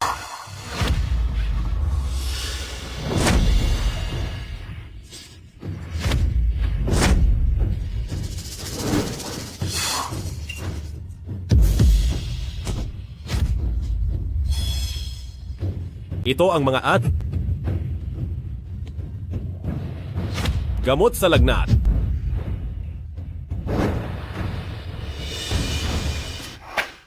General, ang mga gamot na ito na ibinigay ng mga Diyos, may pag-asa pa tayo. Ngunit, ang mga asul na piraso ng tela na ito, para saan ang mga ito? Wala pang utos ang Diyos tungkol dito. Hindi kaya ito rin ay isang uri ng gamot? Alam mo ba kung paano ito bubuksan? General, paano kung tanungin ninyo ulit ang Diyos para malaman kung paano gamitin?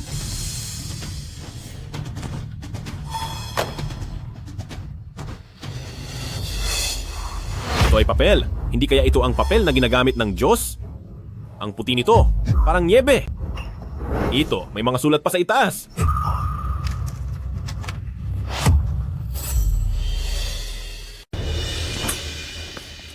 Sa harap ng Diyos, ang maliit na salot ay madaling masolusyunan.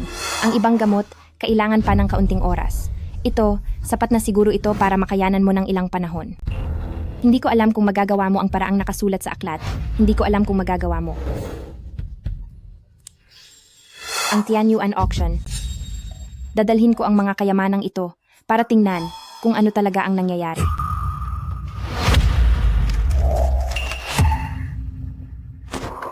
General, may tao sa papel na ito. Ito ay nahulog mula sa aklat. Inilagay ito ng Diyos doon. Siguro ito ang taong pinahahalagahan ng Diyos. O kaya, siya ba ang Diyos na nasa tapat ng treasure pot? Ito, mukhang ito ay isang larawan. Kaya lang, kanino galing ang larawang ito? Napakagaling. Para bang nakakulong ang tao sa loob ng larawan. Ang sulat kamay ay maganda. Malakas ang strokes. Kahit ang mga nakita kong maraming master ng kaligrafya, ganito lang din ang kakayahan. Ipag-utos, ang Diyos ay nagbigay ng gamot, may pag-asa tayo. Bilisan mo at paghaluin ang dalawang gamot na ito, ipamahagi at ipainom sa mga malubhang may sakit. Opo, General. Sandali, gagawa ako ng military order. Lahat, sundalo man o opisyal, kailangang sundin ng mahigpit ang military order, huwag magkamali. At saka, Deputy Su, simula ngayon, ikaw ang hahalili sa akin sa pamamahala sa kampo. Tumang lumabag at sumuway, agad na papatayin. Masusunod.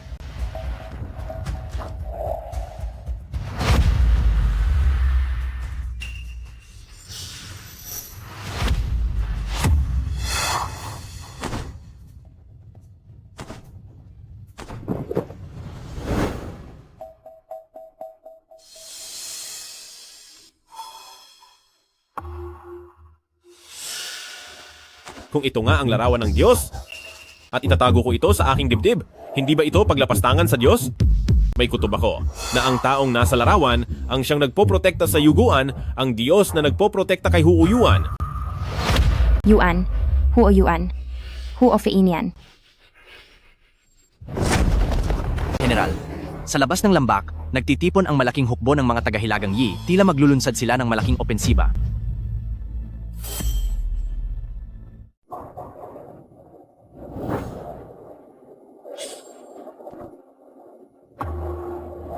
Hindi nakakagulat na ito ang Tian Yuan Exhibition and Auction na ginaganap tuwing 10 taon. Tingnan mo, nagtipon dito ang lahat ng malalaking tao. Tayo, dapat nating samantalahin ang pagkakataong ito upang maging maganda ang ating relasyon. Oo naman, binayaran ko ito ng mahigit 10 milyong yuan. Mula sa Hengshuan Gesub Pavilion, inilabas ang antigong bagay na ito mula sa Qing Dynasty. Sa Tian Yuan Exhibition and Auction na ito, tanging ang mga kayamanan lamang na nagkakahalaga ng 10 milyong yuan pataas ang karapat-dapat makapasok. Ang kayamanang ito, ang ating tiket para makapasok. At saka, nabalitaan ko na sa exhibit na ito, ang nagbenta sa pinakamataas na presyo ay makakakuha pa ng pagkakataong makita ang nasa likod na misteryosong eksperto. Ha ha ha. Ito na siguro ang lugar. Aba, hindi ba't ito ang dalaga ng aming pamilya? Bakit? Dala mo lang ang snakeskin bag mo? Aha, hindi kaya namumulot siya ng basura dito? Kayan Hong, ang mga bagay ko, hindi mo pa dapat iniintindi. Ayu, huwag mong masamain ang diretsyong pagsasalita ng iyong tita. Naparito kami ngayon ay para sa pag-unlad ng kumpanya para makipag-ugnayan. Ikaw na isang dalagita, anong ginagawa mo rito? Mag-ingat ka, baka maloko ka. Ako maloloko. Maliban sa inyo, sino pa ang manloloko? Linwanyo, anong ugali yan? Kami rin ang iyong nakatatanda. Buhay pa ang iyong ama, lubos ang kanyang paggalang sa amin. Paggalang? Iginalang niyo ba ako? Iginalang niyo ba ang aking ama? Kakamatay lang niya at agad-agad kayong nagmadali. Nahatiin ang kanyang mana. Ngayon may lakas pa kayo ng loob. Nasermonan ako rito. Ikaw na salbahing bata. Huwag mong kalimutan, may utang ka pa sa akin na 30 milyong yuan. Ngayon na ang huling araw. Kung hindi mo pa rin babayaran ang utang mo, umalis ka sa Siheyuan. 30 milyong yuan. Babayaran ko agad. Ay naku, ikaw na salbahing bata, hindi mo naman siguro iniisip na babayaran mo ang utang mo gamit ang mga sirang gamit na ito, hindi ba? Huwag kang magpakahiya rito. Umuwi ka na, ayusin mo ang mga sirang gamit mo, at umalis ka na. Ipakita ko sa inyo ang aking kakayahan.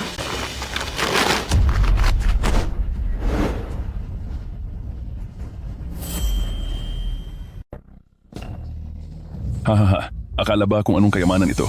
Sira-sirang gamit lang pala. Bastos na bata, ipakikita ko sa iyo kung ano ang tunay na kayamanan.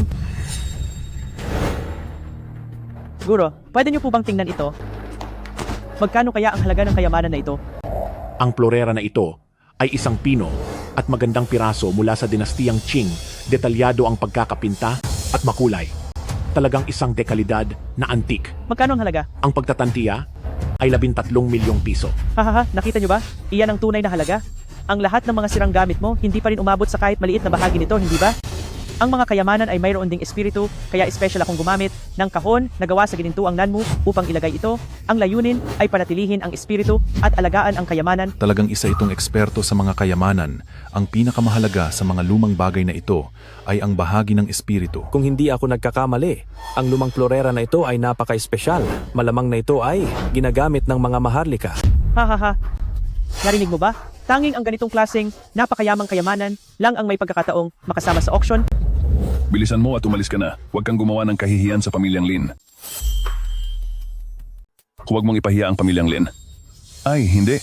Huwag mong sabihing miyembro ka ng pamilyang Lin. Ay, sa totoo lang, gusto sana kitang dalhin para makita ang exhibition at auction na ito. Pero, ang tigas ulo mo, parang hindi na kailangan. Sa tingin mo ba, ang mga luma mong bagay ay bagay sa marangal na lugar na ito? Para lang mas marami kayong malaman. Ang bundok ay hindi kailangang mataas. Hanggat may dragon, ito ay banal. Sino ang nagsabing ang sako, hindi maaaring maglaman ng kayamanan? Wala sa lugar. Master, sige, tingnan mo na lang sandali ha. Sa likod, marami pang naghihintay. Ang disenyong ito ng palayok ay simple at luma. Ang kulay ng glaze ay natural. Tila mayroon itong mahabang kasaysayan. Ngunit binibini. Hindi ko matukoy ang dinastiya nito. At lalong hindi ko ito kayang pahalagahan. Hay. Hahaha, hindi mapahalagahan. Hindi ka nga makapasok sa pinto na ito. Ikaw na babae ka, dalian mo at dalhin mo yung sako mo at manggolekta ng basura sa ibang lugar. Ha? Hindi ka welcome dito. Kung hindi nyo kilala, sige. Pero may imbitasyon ako. Bakit hindi ako makakapasok? Mayroon akong imbitasyon. Bakit hindi ako makapasok? Naku po, mga kaibigan, huwag kayong magpapaloko sa babaeng yan. Kailanman ay walang imbitasyon ang Tianyuan auction. Tama nga. Sa tingin mo ba ay madali mo kaming maluloko ng isang pirasong papel lang? Huwag kang magpapahiya rito. Nakakatawa. Nagbayad ako ng malaki para lang makausap ang may-ari, pero wala akong napala at nakapasok lang ako pagkatapos ma-assess ang halaga ng aking kayamanan. Paanong magkakaroon ng imbitasyon? Ilang dekada na akong nagtatrabaho sa negosyo, nakasama na ako sa ilang Tianyuan auction at kailanman ay hindi pa ako nakarinig ng imbitasyon. Hindi tama? Ibinigay ba sa akin ni Lolo Jiang ang isang peke? Ano? Gusto mong tawagan si Boss Jiang? Si Boss Jiang ang tagapamahala ng Hengsuan Pavilion. Sa tingin mo ba ay matatawagan mo siya basta-basta? Sa tingin ko ay nahihiya ka? Kaya gusto mo nang umalis? Ginoong Jiang. Ginoong Jiang, narito na po kayo. Wan Yu, narito ka na. Tito Jiang. Pasok ka. Sige. Sinabi ko na nga, may silbi rin pala ito, di ba? Ay, teka. Kasama ako, kasama kami. Mga VIP din kami. Wan Yu, kilala mo ba sila? Hindi ko kilala.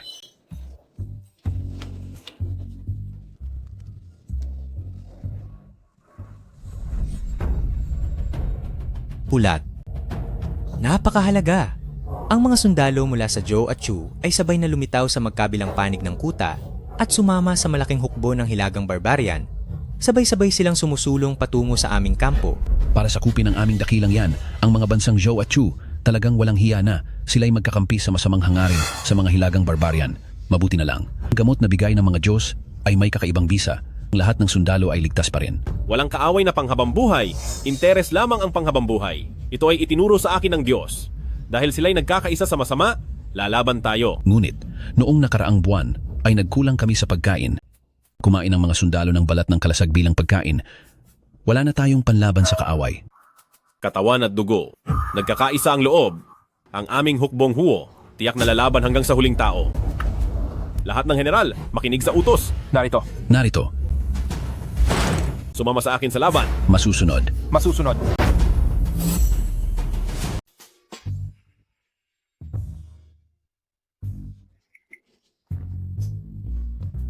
Salamat sa iyo, Zhu Gongzi. Kung hindi, kami, haharangin pa rin ng gwardiya. Oo nga. Ang halimaw na iyon, hindi na niya kinikilala ang mga matatanda. Tama. Ay pamangkin, nakita ko ang kayamanang hawak mo. Mukhang hindi ito ordinaryo. Siyempre, ito, gawa ng opisyal na hurno para sa emperador. Ipinagbili ko ang ari-arian ko. Gumastos ng mahigit 1 bilyon. Binili ko mula sa ibang bansa. Dahil dito, dapat tayong umupo sa VIP. Tara na. Ay Lin Wan Yu, paano ka nakapasok? Hindi ko alam kung anong paraan ang ginamit ng babaeng ito at nakipag-ugnayan kay President Jiang ng Hengshuan-ge. Pero, hindi ko inasahan na ganito kabilis siyang iiwanan. Wala kang pwesto dito. Lumabas ka. Tiyo, hindi mo dapat sabihin iyon. Hindi naman sa wala siyang pwesto. Halika, umupo ka sa hita ko. Sigurado ka? Sige.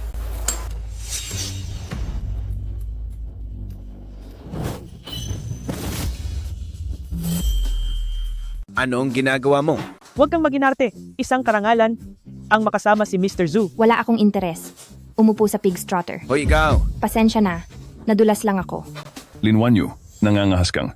Gumawa ng eksena dito sa Tianyuan auction. Sinaktan mo kami. Walang problema. Ang pamangkin ko ay kilala ang lahat ng malalaking tao dito. Kung pinahiya mo siya, ibig sabihin ay sinaktan mo ang lahat ng mga makapangyarihan sa Haicheng. Lin Wan Yu, humungi ka ng tawad ngayon. Kakausapin ko ang organizer. Bibigyan ka ng malit na bangko para umupo dito. Para masubukan mo rin. Bobo. Hoy, Hoy Lin Wan Yu, anong gagawin mo? Ikaw ba ay pwedeng pumunta sa first row?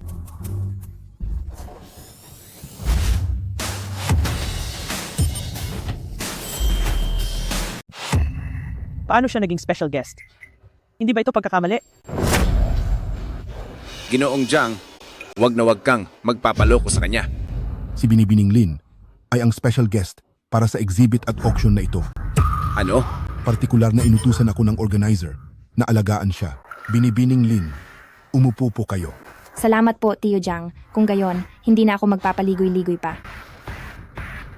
Ito. Upo.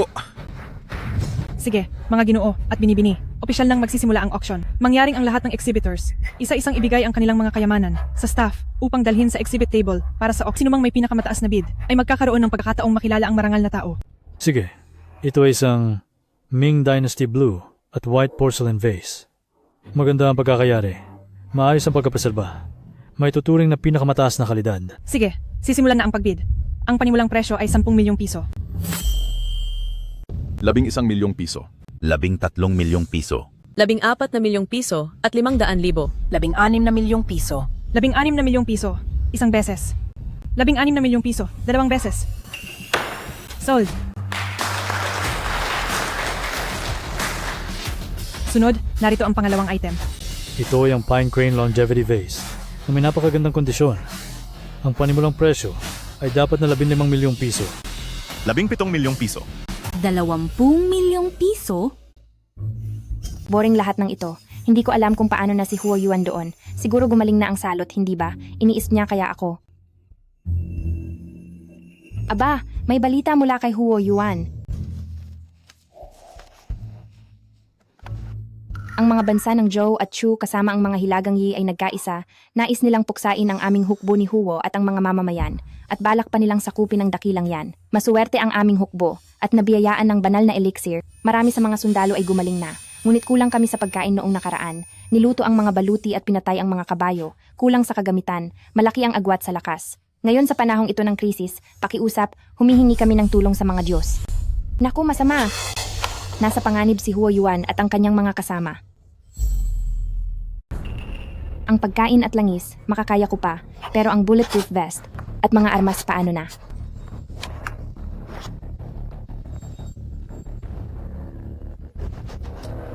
Sa wakas, turn na natin. Dakilang guro, ito po ay mula sa opisyal na hurno. Pakitingnan ninyo po ng mabuti. Ang bagay nito ay luma at nasa magandang kondisyon. Kita ninyo? Ha. Kita ninyo? Dakilang guro talaga. Hindi ito galing sa opisyal na hurno, kundi isang orinola.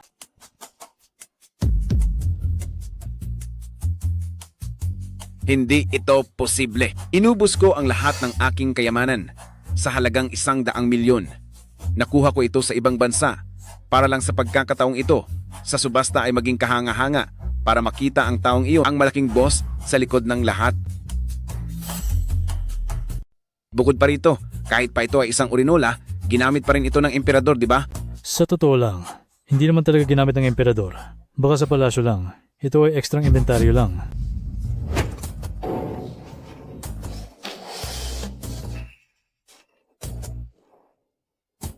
Ito ay tiyak na ginamit ng emperador. Kung hindi kayo naniniwala, amuyin ninyo. May amoy pa rin ng ihi ito. Ang amoy ng ihi na iyan ay dahil lang sa matagal na pagkakatago at akumulasyon ng sulfur. Huwag nang magsalita pa. Ang susunod na. Imposible. Ito ay tiyak na ginamit ng emperador. Ay naku, tama na. Sinabi na ng master, iyan ay isang ordinaryong orinola lang. Huwag ka nang magpahiya sa entablado. Bumaba ka na agad. Bakit ka ba nakikialam? Kahit nakaupo ka sa VIP section, makakakuha ka ba ng disente at magandang kayamanan? Kayamanan lang ba ang pinag-uusapan? Marami ako niyan.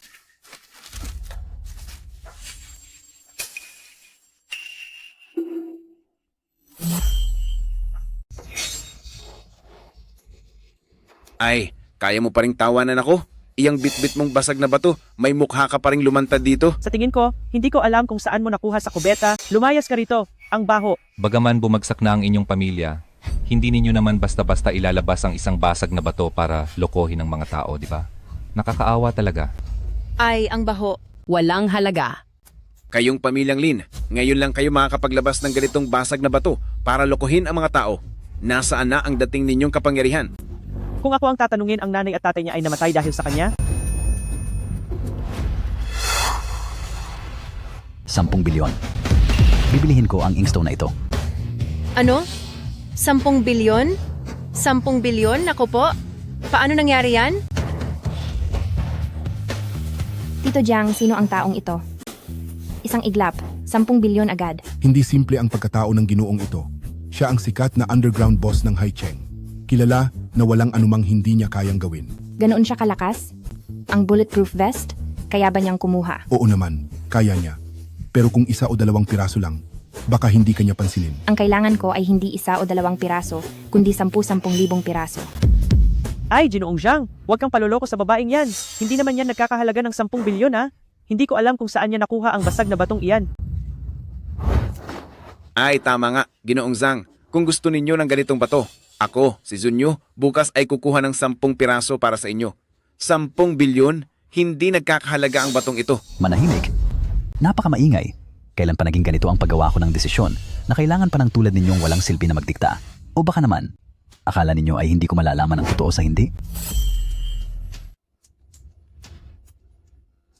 Binibining Lin, nagustuhan ko talaga ang batong ito. Kung hindi pa sapat ang 10 bilyon, maaari akong magdagdag. Gayunpaman, maaari ko bang makita muna ito? Siyempre.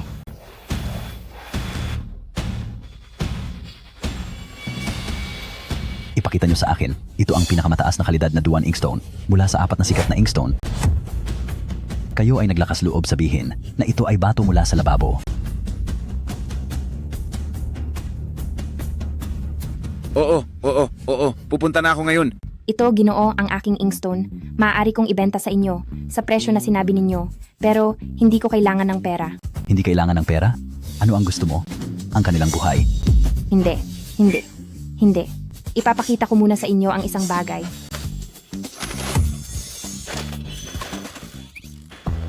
Binibining Lin, sabihin nyo lang kung ano ang gusto ninyo. Ako, si Jiang, ang kukuha para sa inyo. Narinig ko kay Tito Jiang na marami kayong matitigas na kalakal doon. Medyo may alam din ang kaibigan mong ito. Sabihin mo, ano ang gusto mo? Gusto ko lang ng kaunting bagay para sa depensa sa sarili. Mga maliliit na bagay tulad ng bulletproof vest. At gusto ko ng marami. Madali lang yan. Maaasikaso ko yan sa loob ng 3 araw. 3 araw? Hindi ba pwedeng mas mabilis? Iyon na, ang pinakamabilis, Binibining Lin. Dagdagan mo pa ito. Hindi ba pwedeng mas mabilis? Kaya naman, pero medyo mahirap ang bagay na ito. Naiintindihan ko. Dagdagan mo pa ito. Kaya mo bang asikasuhin sa 1 oras? Siguradong kaya, Binibining Lin, tingnan mo na lang. Ang bagay na ito, ako, si Zhang, ay talagang ibibigay sa iyo na maayos. 1 oras, hindi kalahating oras. Pagkatapos ng kalahating oras, sa itinakdang lugar, matatanggap mo na ang produkto ay talagang solid. Ngayon, ang susunod na item. Hindi na kailangan pang ipagpatuloy.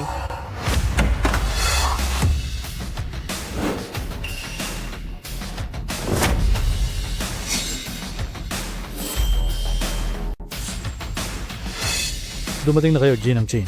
Ang taong ito ay sigurado akong naririnig ninyo ang usap-usapan. Siya ang presidente ng ating asosasyon ng mga antigo, ng Huazhong, si Ginang Qin. Ibig sabihin, upang personal na dumating si Ginang Qin. Tiyak na ito ay isang nakamamanghang obra. Huwag mong isipin na porket nagkaroon ka lang ng konting swerte at nagdala ng ilang basura, ay akala mo'y mas nakakaangat ka na sa iba. Alam mo ba kung sino ang nasa entablado? Siya ang 5 beses na nanalo bilang chairman ng asosasyon ng mga antigo ng Huazong, si Ginang Qin. Bago sa kanya, wala pang babaeng chairman. Lin Wan Yun. Ngayon, humingi ka ng tawad sa akin. Pagkatapos ng exhibition, sasabihin ko sa aking pamangkin na ipakilala ka kay Ginang Qin. Hindi mo mapapantayan ang ganoong kapalaran sa ilang buhay. Ang kapalaran na yan ay iyo na lang. Kaya mo lang magpakilala sa kanila para lang umasenso sa buhay. Bakit hindi ka pa naging pinakamayaman? Ikaw, ang kayamanang dinala ko sa eksibisyon na ito ay naiwan din ng dinastiyang Dayan. Dinastiyang Dayan? Ang kayamanang ito ay hindi nasisira ng paglipas ng panahon. Ito ay isang walang katulad na hiyas. Ang bagay na ito ay hindi para ibenta sa subasta, hindi nyo rin naman kayang bilhin. Ang aking pagpunta rito ay upang makapasok ako sa maliit na looban. Totoo ba yan? Mayroon pa rin bang bagay na hindi natin kayang bilhin? Narinig ko na ang kayamanan ng Hengshuan Pavilion na walang nagmamay-ari sa loob ng ilang dekada ay karapat-dapat makapasok sa maliit na looban. Ang kayamanan kong ito ay paano naman maitutumbas sa mga ordinaryong bagay dati, ngayon ay ipapakita ng matanda sa mga nakababata.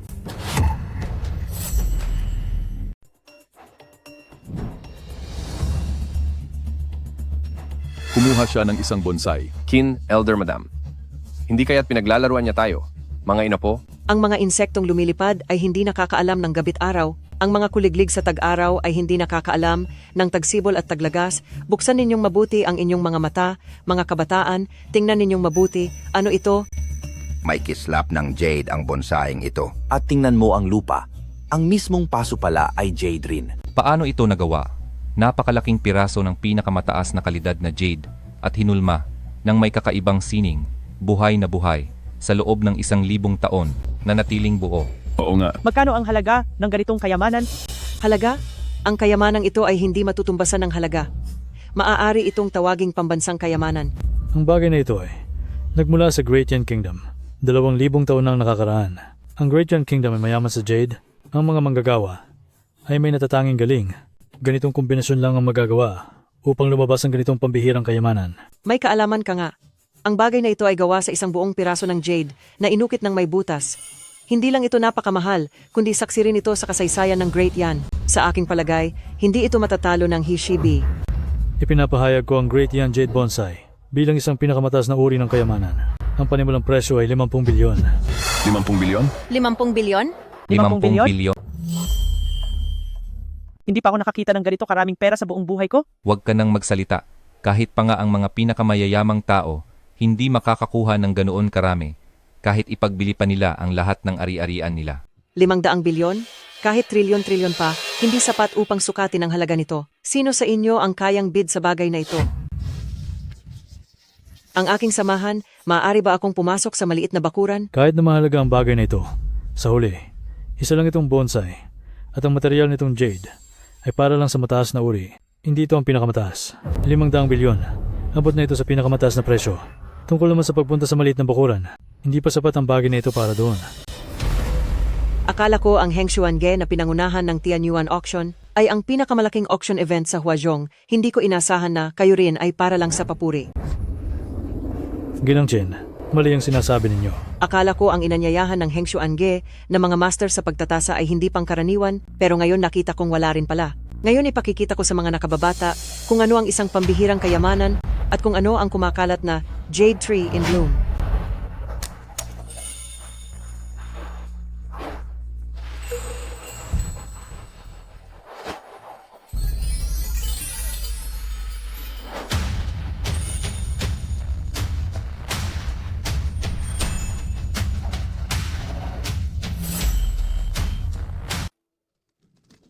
Umayos na.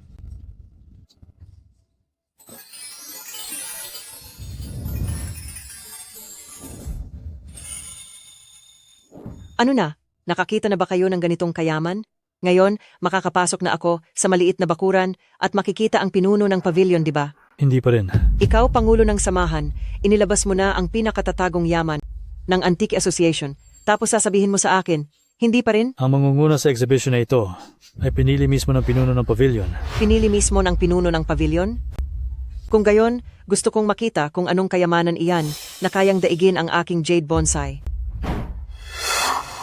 Sige, susunod na ipapakita ang nangungunang kayamanan sa exhibit na ito, ang Great Yan Panlong White Jade. Panlong White Jade? Hindi pa namin narinig.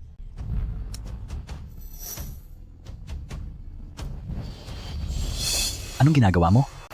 Bakit? Gusto mong lumapit sa entablado? Mas malapit pa? Para makilala? Sige ng Chin? Lin Wanyu, gusto mong sumabit sa mayaman. Siguro masyado kang umaasa. Maaari bang ang panlong White Jade na sinasabi nila ay itong nasa kamay ko?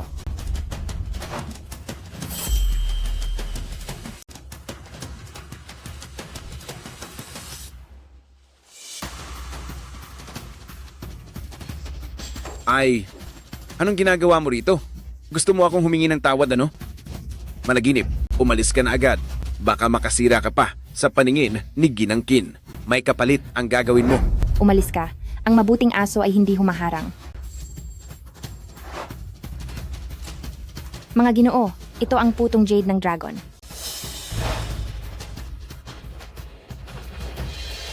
Akala ko kung anong kayamanan. Ang subasta ng walang hanggang kalaliman na ito talagang nawalan na ng dating. Isang ordinaryong sirang jade na tinda sa bangketa, naging pangunahing item pa sa subasta. Kayo sa pavilion ng Hangsuan, kailangan yung bigyan ng paliwanag ang matandang ito at ang lahat ng narito. Paano naging pangunahing item sa subasta ng walang hanggang kalaliman itong sirang jade na hawak ng batang ito? Baka naman mayroon kayong masamang gawain sa gitna. O baka naman ang nangungunang item sa subasta na ito ay naayos na? Ganito po, ang maliit na bakuran po ninyo, Ginang. Wala po akong anumang interes na pumunta. Dahil gusto nyo pong pumunta, baka mas mabuti kung ipaubaya ko na lang sa inyo ang pagkakataong ito, Ginang. May mas mahalaga pa akong gagawin, kaya aalis na ako. Ang ganda nga ng mukha ng dalaga. Nasa mukha mo lang ba ang pag-asa mo, bata? Gustong umalis? Sa tingin ko, kinakabahan ka lang. Kinakabahan? Hindi ko alam ang sinasabi mo. Hempfe, matigas ang dila ng dalaga nang mabunyag ako ng matandang babae, walang kahit katiting na pagkabahala. Hindi ko alam ang sinasabi mo, pero mayroon akong talagang mas mahalagang bagay na kailangan kong gawin, kaya aalis na ako. Bumalik ka rito. Ako ang presidente ng Samahan ng Antigo, hindi ko pwedeng hayaan na ganoon na lamang matatalo ako ng isang babaeng walang karanasan. Ito, paano ito nangyari? Ang aking jade bonsai. Ang bulaklak na ito ay talagang nalanta. Ikaw iyon. Ikaw iyon. Nainggit ka sa aking jade bonsai. Kaya sinira mo ito. Ano ang sinasabi mo? Hindi man lang ako lumapit sa jade bonsai mo. Kayo ay nagsabuatan dahil sa takot na mabunyag ang inyong masamang gawa, kaya sinaktan ninyo ang aking jade bonsai. Ano ang nangyari? Pakiusap. Ginang. Sandali. Narinig kong ang Great Young Jade ay may espiritu.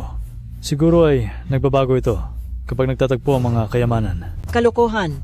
Kayo ay magkakakutsaba, gusto nyo lang apihin ang matandang babaeng ito. Hindi kaya narinig na ninyo ang tungkol sa mga kayamanan na sumisira sa sarili. Ang kasalukuyang sitwasyon ay medyo katulad. Kapag ang Dragon Coiled White Jade ay lumapit sa Jade Bonsai, ang Jade Bonsai ay nahiya sa sarili, kaya ang namumukadkad na bulaklak ay kusang nalanta. Nahiya sa sarili? Ibig mong sabihin, ang basag na batong jade na ito, takot ang aking jade bonsai kaya hindi ito namulaklak? Katuwaan. Isang malaking biro. Ginang, ang bawat salita ko ay totoo. Kung hawak-hawak mo pa rin si Ginang Lin at iginigit na ilapit ng Dragon Coiled White Jade sa Jade Bonsai, baka ang Jade Bonsai na ito ay hindi na bulaklak na nalanta, kundi tangkay na putol at basag na jade. Narinig mo? Munting matandang babae. Kung pipigilan mo pa rin ako, ang iyong jade bonsai ay maaaring maging tangkay na putol at basag na jade. Mabuti. Mabuti. Sinira ninyo ang aking jade bonsai at pinagbantaan pa ninyo ang matanda. Ang batang iyon ay maraming magagandang bagay. Paano kung ipabigay natin sa kanya ang mga bagay na iyon para ipambayad sa inyong jade bonsai?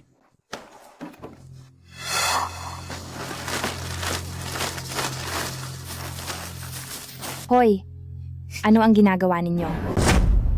Kahit hindi ko gusto ang iyong tinatawag na kayamanan, ngunit nagsanib puwersa kayo, sinira ang aking kayamanan, bibigyan kita ng pagkakataong tubusin ang iyong kasalanan, iwanan ang mga gamit, kung hindi ka makakalabas sa pinto ng auction house na ito. Walang galang.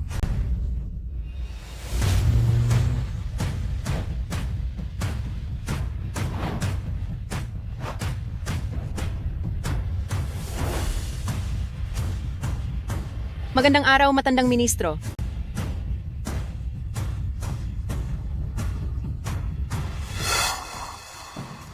Sayang, at isa ka pang presidente ng Huagu Antique Association, hindi mo man lang makita ang hiwaga nito. Ang jade ay natural na nagpapabuti sa tao dahil may espiritu ito. At ang jade bonsai na ito, ang agwat sa pagitan nito at ng Dragon White Jade ay napakalaki. Kung pilitin mo itong ilapit sa Dragon White Jade, natural lang na masisira ito. Imposible. Ang maliit na hamak na ito, baka siya ang iyong kasintahan? Bakit lagi mo siyang kinakampihan? Maliit na hamak? Katapangan. Anong klaseng hamak na posisyon ang mayroon ako? Paano ko maihahambing ang aking sarili sa asawa ng general?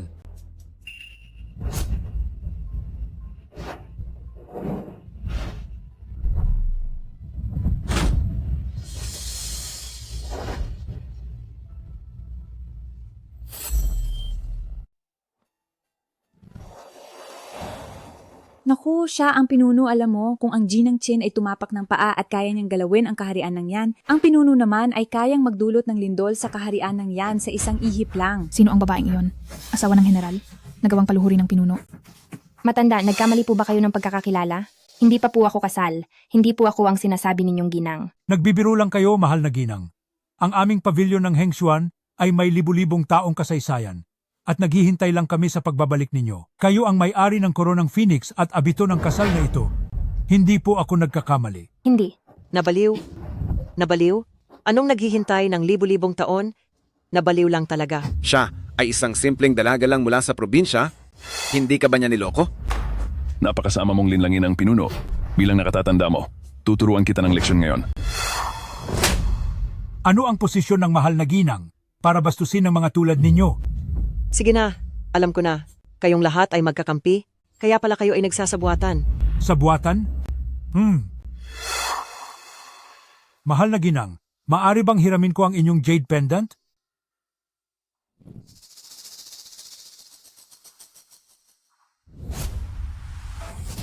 Ito. Paanong nangyari ito?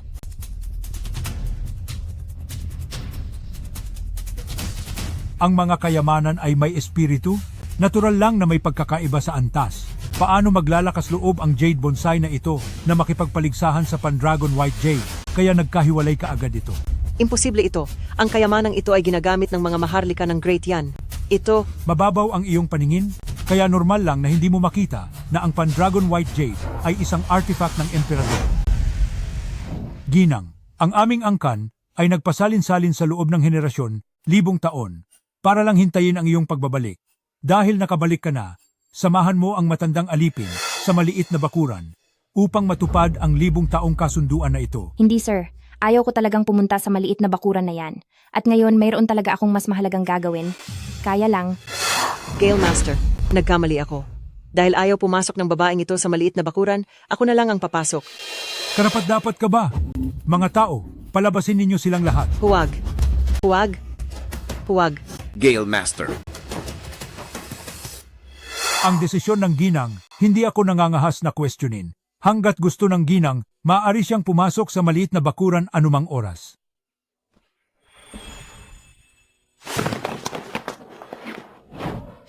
Ang demonyong babaeng ito, paano niya na naman nalinlang si Elder Sue?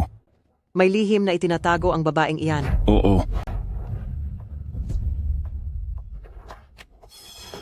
Abulin.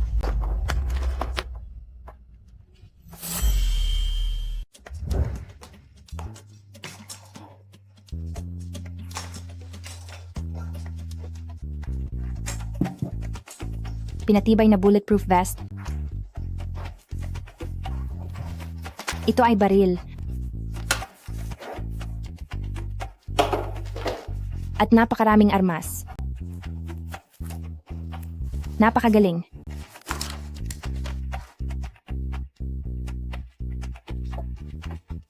Hoy! Binibining Lin, ang mga armas at baluti na ito, nasiyahan po ba kayo? Nasiyahan. Labis na nasiyahan. Mabuti kung nasiyahan kayo. Naghanda pa ako ng mas maraming sorpresa para sa inyo.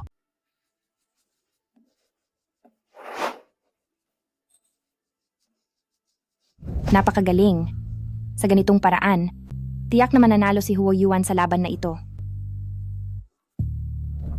Maigsi ang oras at marami ang gawain. Kailangan kong madali ang ipasa kay Huo Yuan ang mga gamit.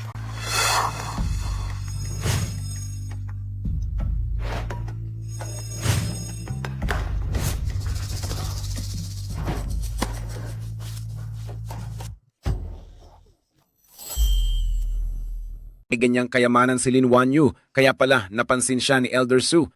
Kung maagaw ko ang kanyang kayamanan, tapos ibibigay ko kay Elder Su, tiyak na makakapasok ako sa maliit na bakuran. Huwag ka nang magpatumpik-tumpik pa. Agawin na.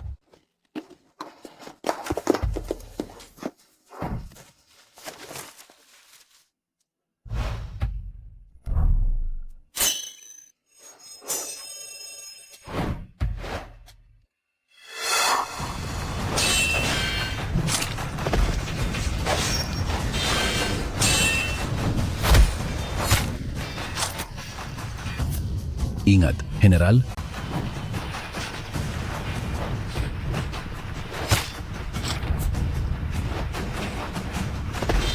General, kung magpapatuloy ito, baka hindi na namin kayanin. Napalakas ang pinagsamang hukbo. Huwag kang mag-alala. Ipinangako na ng mga Diyos na bibigyan kami ng mga makapangyarihang sandata. Sa oras na makuha natin ang mga ito, iyon ang panahon ng pag-atake ng Huo Family Army natin. General, may nangyayari na sa altar ng mga Diyos. Parang nagpakita na ang mga Diyos, pero kakaiba ang mga bagay na iyon. Talaga? Tara, samahan mo ako. Tingnan natin. Tara.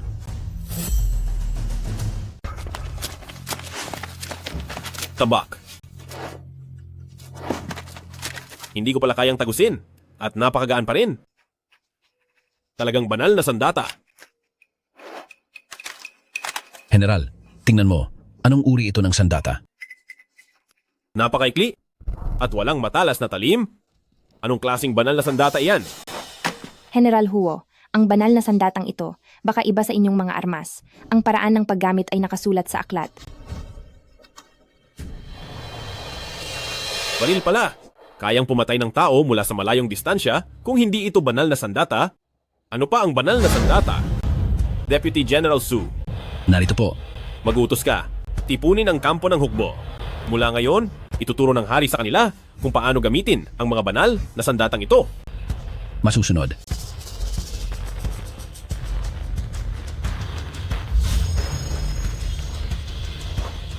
Mayroon! May espiya ng mga Bei ang nakapasok. Patayin sila. Patay!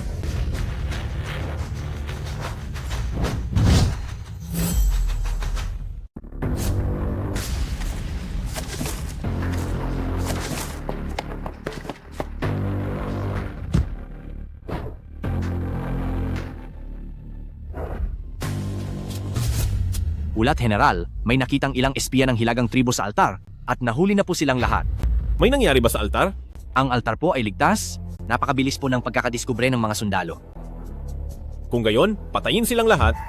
Magandang ipandilig sa bandila. Sa pagkakataong ito, tayo ay susugod at lubusan nating lilipulin ang tatlong magkasanib na puwersa. Sa gayoy, hindi natin sisirain ang biyaya ng mga Diyos ng mga banal na sandata. Masusunod. Umalis na!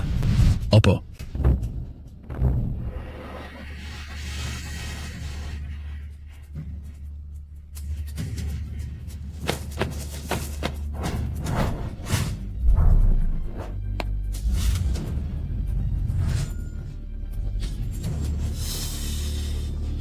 Patayin.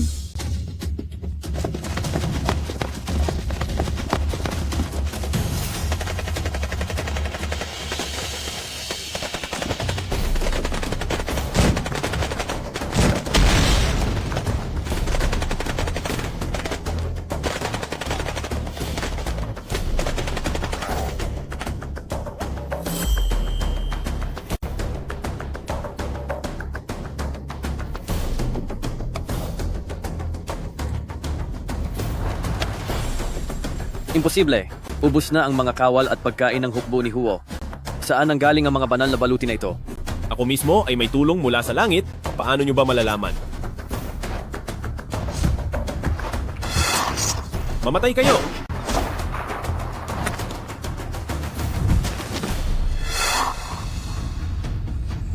Kolektahin ang mga rasyon. Ikulong ang mga bihag. Ipahayag. Pagkatapos ng kalahating araw, ipaalam sa lahat ng sundalo at sibilyan na magbigay galang kasama ako bilang pasasalamat sa tulong ng mga Diyos.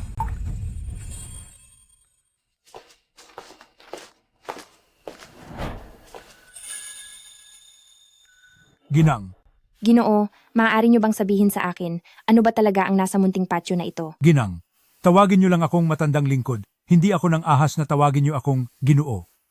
Ginang, may mga bagay na hindi gaanong alam ng matandang lingkod. Hindi rin ako masyadong sigurado. Ngunit ayon sa tradisyon ng angkan, kapag natagpuan na ang ginang at pinasuot ninyo ang hanay ng korona ng phoenix at makulay na kasuotan bago pumasok sa munting patio, malalaman niyo ang lahat ng sagot, pati na rin ang taong nais ninyong makita. Ang taong nais kong makita? At ang taong nais mong makita. Ang taong nais kong makita.